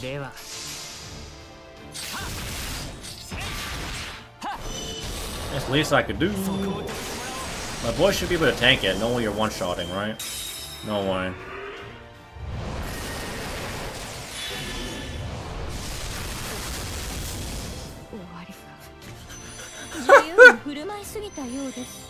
Why the hell do you hurt so bad, bro? What the fuck is that? Okay, this guy fucking hurts. Holy shit, my boy tanked that. My boy tanked that. Okay. Damn, dude. Okay, I think it should be Jover, though. Should be Jover. right? Cannot underestimate. Okay. He wasn't lying, right? Use command seals? Dude. Now we're good, we're good. I think it's over. Come on, crit. Woo! Good night. Got a question for you. When you use your 120 Amakusa, do you normally back on the stats? It's... I mean, the stats actually make a huge difference, so yeah, in a way, yes. The stats make or break solos, min turns, you name it. Because I swear, if my Amakusa was at 120, I think some of the min turns would not be possible. He needs the stats. Because his MP is not that strong. His MP needs, like, a damage mod or damage steroid. The meta is the meta, you. So any way to increase his stats helps a ton. Whether it's the class score, the 3k foe, like it's gonna help a lot for him. It helps everybody, to be fair, but like him especially, you know. And not to mention that he does neutral damage, and his attack stat for a ruler, Amakusa's attack stat is like about average at best, right? So it's like okay. It could be better. What a haul! What a thing! Seeing a master from back when there were no restrictions on fighting instincts. Now I'll split the resources we got from the sandworm right down the middle and use them to charge Mash's shield. You win. We win. Everyone wins. Thanks for the help. We'll be counting on you to do this every day. Okay, well, farming more sandworms. Great. So that's what you meant by labor? That's right. You got labor. Mash got a job. And Bartholomew's here for fun, I guess? He just exists. Hey, no, that's not fair.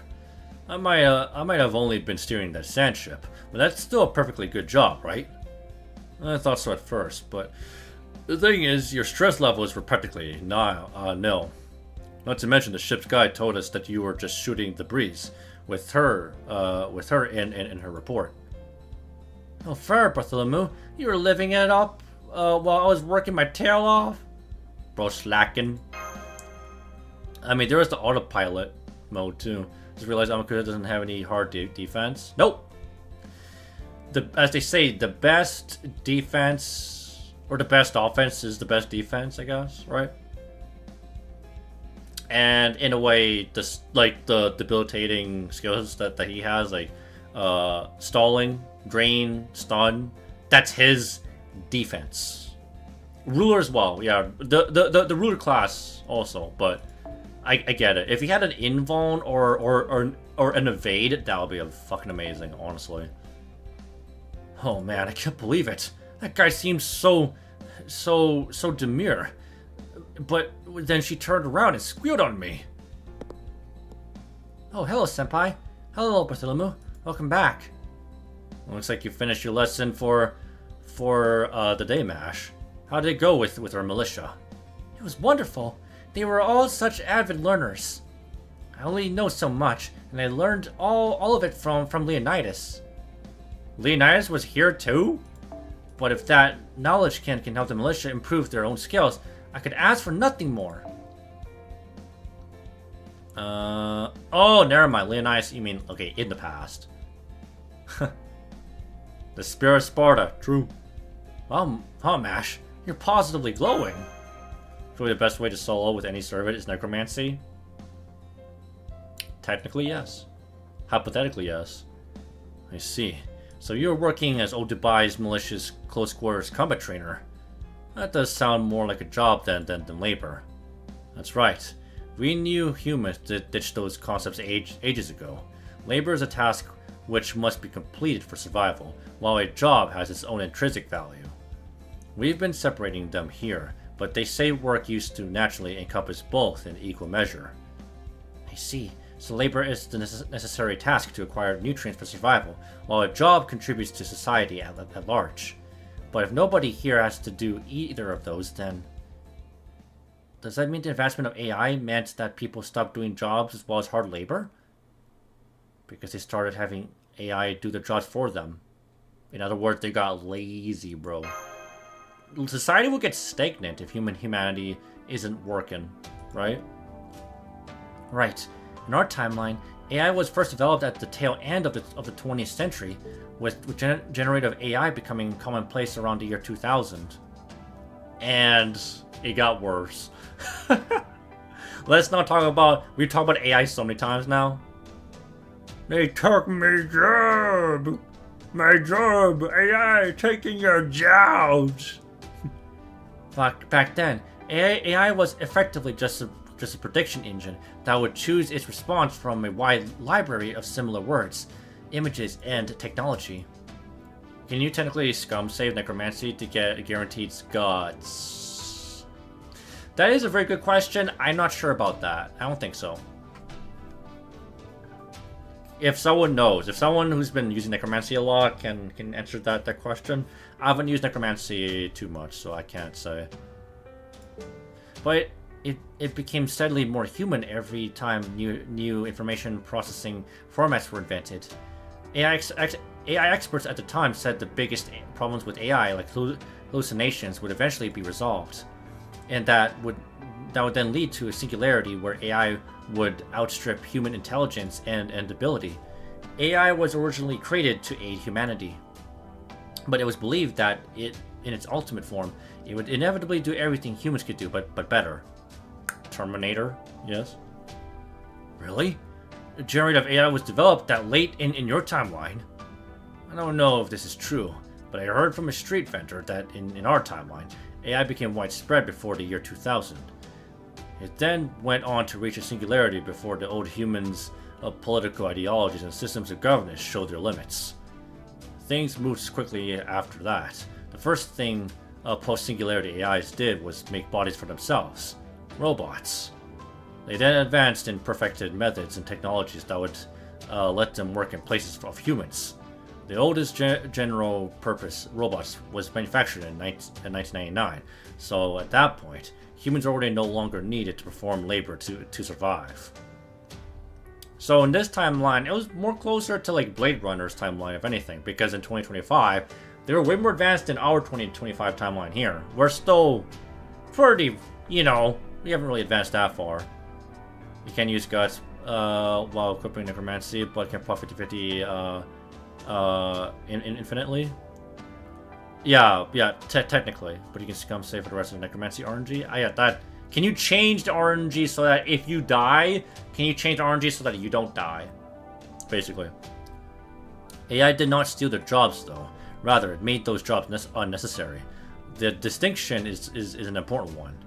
Humanity has been working towards that for millennia. For millennia, haven't they? A society where people don't have to work to live. Well, in our timeline, we got there. I have zero doubts that was the right, the just thing to do. The just thing to do. However, there seem to have been many problems with the humans in whose hands that the justice rested. In the wrong hands, AI is, let's just say, detrimental. As a result, the period between 2000 and 2300 is considered a dark age. Not even we AIs were ever told what happened then.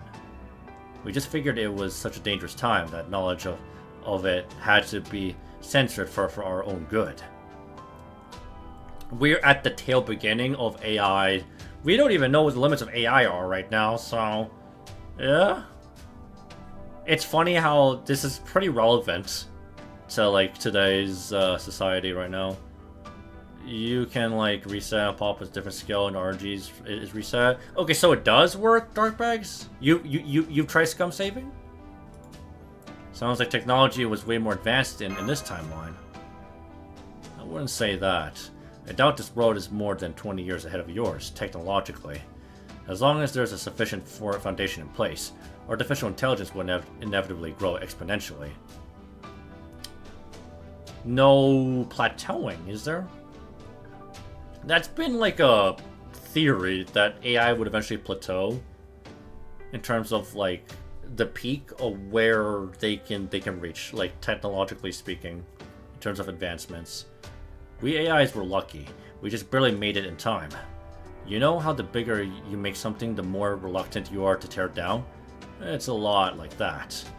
So I'd guess your world's foundation was already completed before these new technologies came about.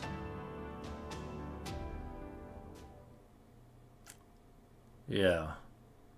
You have to do something different, like booking master skills or servant skill to reset the RNG. Yeah. Thank you for the wonderful dinner. This rice dish in particular tastes just like chicken. Apparently, it's a recreation of an old world home-cooked dish called Makbus Daj. Dajaj. Dajaj? I don't know. Dajaj. The owner of the restaurant that made it. I think his name was Chakiram. Looks a little unusual, but he's an excellent cook. Well, that was great. I didn't see it, but I'm sure it was great food. I would love to try it.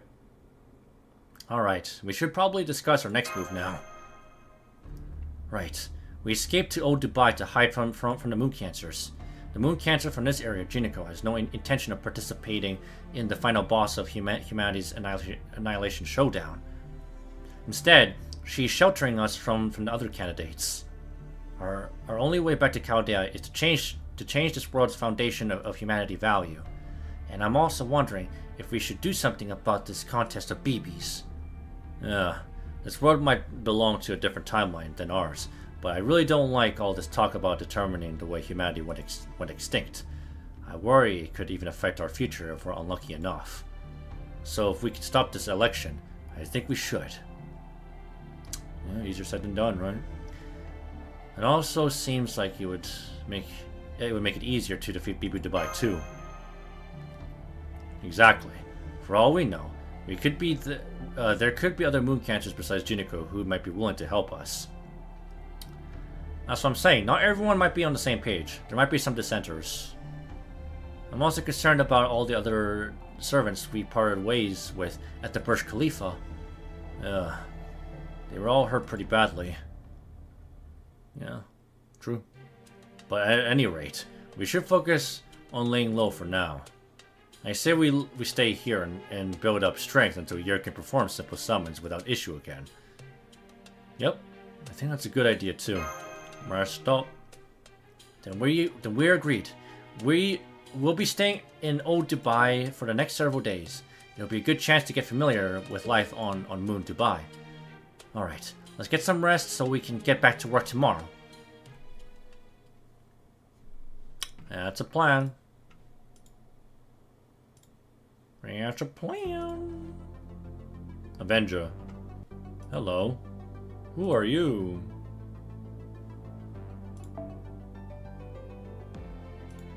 Uh-oh. Avenger? I can't bring my boy. What the fuck is an Avenger doing in a Moon Cancer Ordeal call? Hello? That's kind of crazy, but alright, alright. Ah, fuck you. Why? Why? Why must I even bother? Okay, fine, I'll just fucking do it then, jeez. Okay, I'm gonna do like involved pierces. Avengers or Match's favorite class, prof. I'll bring, yeah, Moon Cancer. I'll bring a Moon Cancer for this. And then, let's see.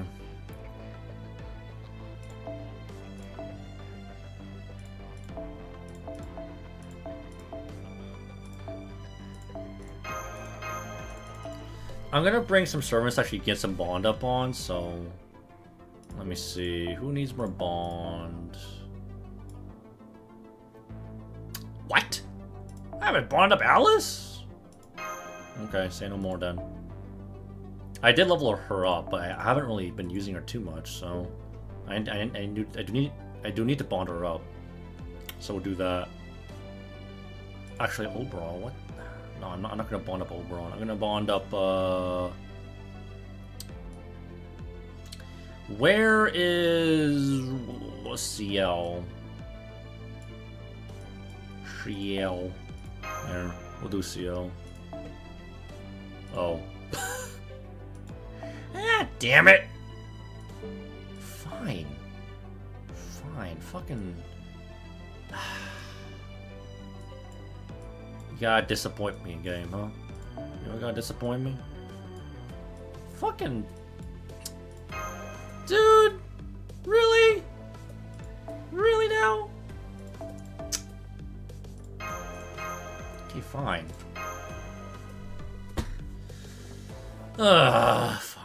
Fine. Not gonna lie, my Space Rush kinda no depth to most of this Ordeal call. MP5 120 was so worth it. She's probably made for this, right? Because of extra class. Space Rush was made for extra class.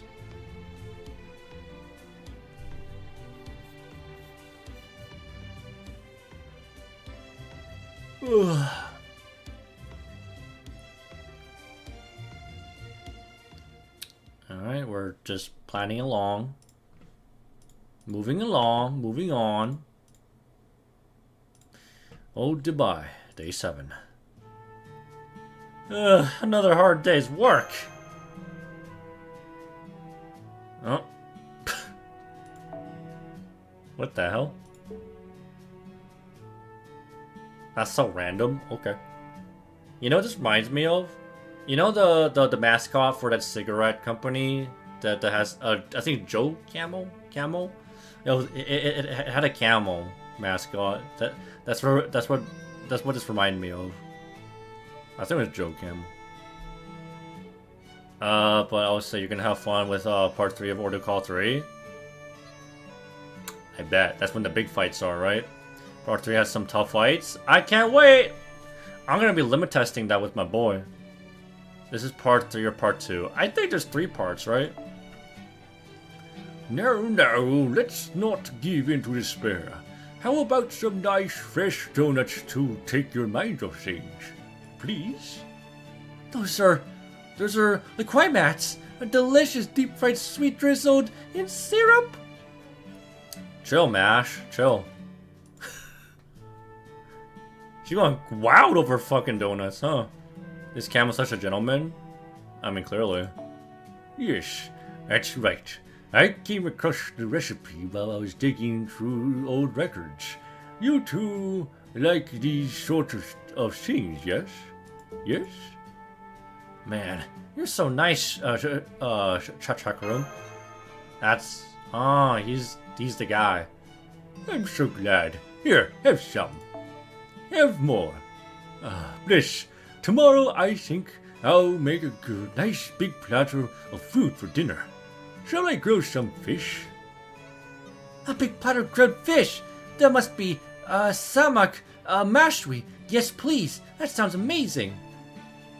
I've never seen Mash so going crazy over food, you know. Like, what is she, Otoria?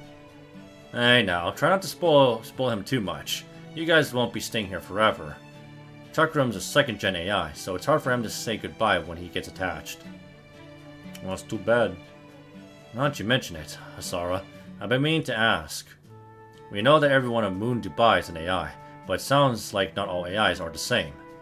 What are the differences between these 2nd and 3rd gens you've been mentioning? I was wondering about that too. How's that work? Mash is an Arab confirmed. She's cultured. Oh, did I not tell you about that yet? Sorry, it is such common knowledge for us that it must have slipped my mind.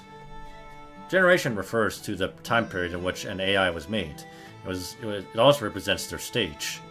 First gen AIs are human support units with limited capabilities, made for specific purposes. I would assume that's today's AIs, right now. They were designed primarily to help humans with their jobs. Yep. They've been, you've seen the barista robot at Master Bucks, right? That's a first gen. What about our sand ship guy then? Is she first gen too? Well, I guess you could say that. Anyway, second gens are more advanced AIs that were designed to possess minds and abilities similar to humans. They go beyond mere support for humans, and are more like full partners.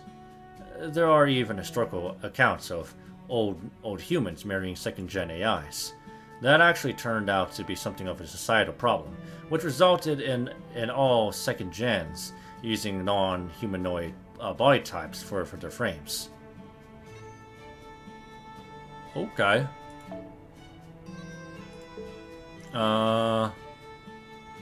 Marrying second gen. Oh. Old humans? It's like in Blade Runner when they had the fucking the fake humans. I forgot what they're called, man. I guess the little like the humans and then the fucking the fake ones, I guess. Anyway.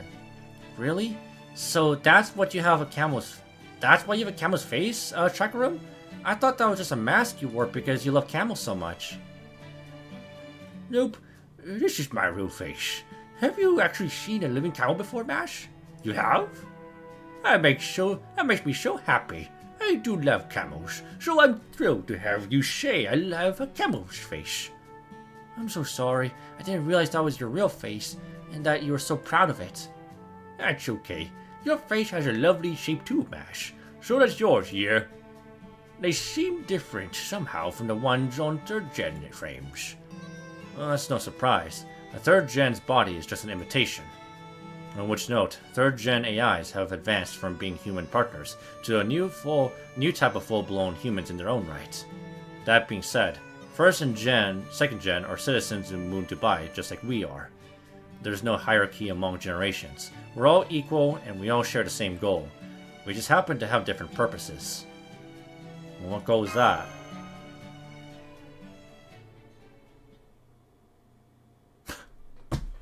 Oh my... Oh no! Skynet! Oh no! To replace humans. That's the reason we were created. Sounds like we're enemies now. Whoa. Or no, whatever. No, we're good, right? While we're at it, can I ask you one more question? You all have different frames, bodies. Yeah, Terminator, Ordeal call. But some of them are organic and functionally the same as mine and Senpai's. Why is that? Isn't having an organic body, well, inconvenient? Organic bodies are more human. That is, they allow us to experience more human pleasures. Ah, yes, because you know, human pleasures, like, I'm not gonna elaborate. You know the rest. Take this food, for instance. Chakram here cooks, though only to make use of the skills he learned. AIs don't need to go to all that trouble. We can input the data of a dish's nutrients, textures, and aroma directly into our heads, then receive the same satisfaction as actually eating a good meal. You know what it sounds like? That sounds like having the effects of drugs without taking drugs. So you could hypothetically be high without getting high, because you just set the settings for it, right? Those are the pleasures right there. You can smash BB Dubai, no problem. Yeah, you just set the settings. You just set the settings and then smash. Yeah. That's an intricate way of doing it, of gooning. In fact, we can just input the satisfaction of having eaten a good meal directly to save even more trouble. You can put satisfaction levels too. Dude, this is crazy, man. But after we checked the math, one area did stand out as having a clear difference between mere data and reality. Oh, what was that? Stress. Oh, wow, the universal thing that doesn't change no matter what, huh? Meals are a means of replenishing the energy needed to be active. That's just as true for AIs, even with our different formats. But when old humans ate, they didn't just replenish energy. and also help them recover from stress. Just like organic bodies have stresses unique to them, there exists stress unique to AI. So, no matter what happens, even if we're digitized, we still have stress. Damn. So we still crash out? And you can't experience that difference without an organic body of your own. No matter how much we tried, electron-based neural networks just can't replicate the phenomenon of recovering from stress by eating. All of that is why some third gens decide to use organic frames as close in design to the old humans as possible. You guys might be jealous of our immortality, but we're just as jealous of your ability to increase your own happiness by doing something as simple as eating. Trade-offs. So they still feel stressed, they just have a harder time of recovering from it? No. Now I gotcha. So what about your frame? Oh. Uh-oh. Mr. Year! Miss Mash! Bar Hot Maloo! Sorry to interrupt you during your lunch break. The Laughing Moon Night Brigade is attacking us from the neighboring area. We can't understand their overwhelming violent nature on our own. Will you help us? Leave it to us. Understand. Okay. That sounds like a job. For me. Yay. That's my job right there. Or not job, labor. Sorry, excuse me. This is more physical. This is labor intensive.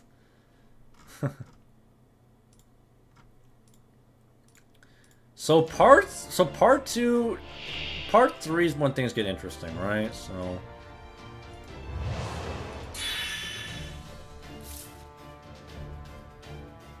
Machine Arthur? What? Wait, when did Arthur become a giant machine boar? Huh? I am confuzzled by that. But okay.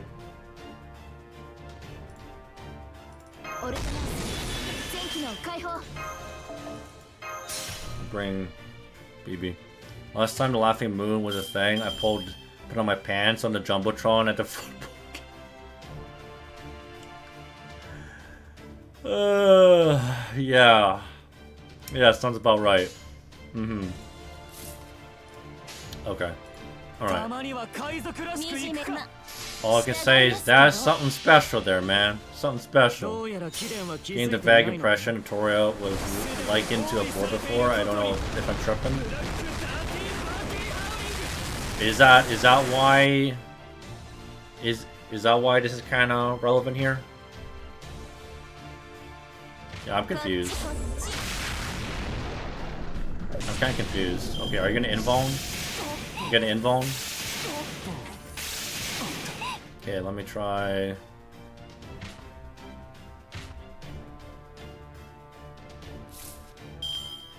Oh shit. I'll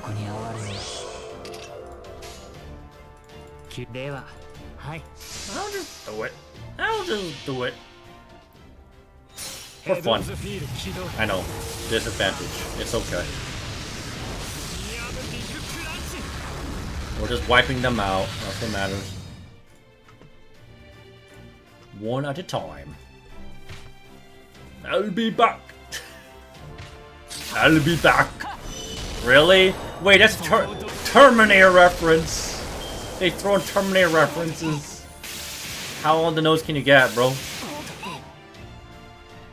I'll be back.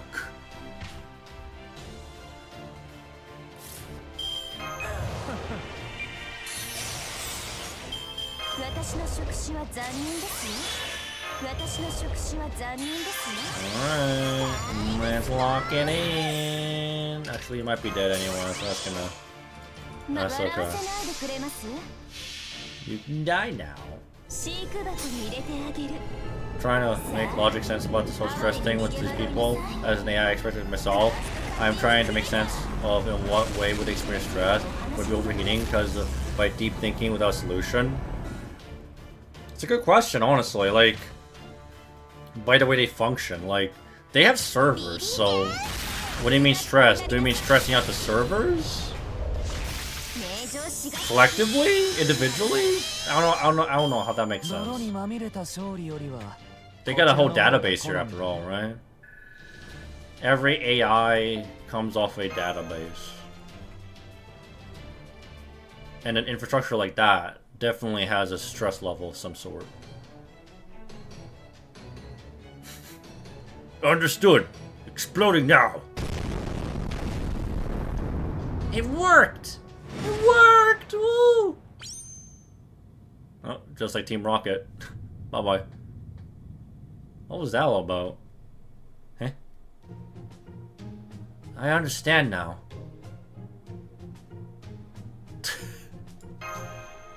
I understand now. Thank you, Master Year. I apologize on behalf of all Moon Dubai citizens. Don't worry about the knights from Area F. They're hardly a threat. Our area may be weak, but so is theirs. Plus, they need to contend with an untamable monster. As long as King Patea is there, I doubt Area F will ever gain any new supporters. Thank God for King Patea. So she's being a good deterrent then. That's my Patea. I knew she was no ordinary girl with an hidden eye. That said, the other areas probably know you're here and know Dubai by now, Year. It won't be long before the other moon catchers make a move. I'm afraid this might be the last quiet meal you have for a while. Yeah, makes sense. We're gonna have to go in. Go balls deep. Also, if they're connected to like the main hive mind data, couldn't BB just rewrite other people's memories and stuff? She is the head. She is the one kind of driving this whole thing and to begin with. Why she need to just use that approach to prevent us from doing stuff? Because we're not... We're not AI, right? Like, how... I don't even... Dude, I don't even question it. It does sound like some stupid plot holes up in here, you know? Anyway, so section 5 I'll do tomorrow. I have work tomorrow, so I would like to sleep early. But that being said, I will stream maybe... We'll see Monday. We'll see Monday. Because, like, either I'm working on Monday or I'm doing something, but we'll see. But, yeah. We'll continue on next stream. No, that's by other people around us. I have no... Look. It's gonna boggle my mind just trying to understand this logically. Because it doesn't really make that much sense, right? Like, I don't know, bro. It just is. BB's being BB, bro. It doesn't make any sense. She's special. How about the answer might just be she's special. BB works in mysterious ways, right? But that's fine. It's BB. We love BB. Sometimes it doesn't have to make sense. It's just how BB works. Yeah. Anyway, I'll catch you guys off to Chica. Still on the Ordeal call too. But yeah, I'll see you guys next stream. As always, thank you all for tuning in. Stuff, Real Reset, thanks again for resub. And as always, good luck with the rolls. Good luck with the grind. And I'll show you guys next stream. Peace. Peace, y'all. Peace. Yeah, thanks for being here, guys.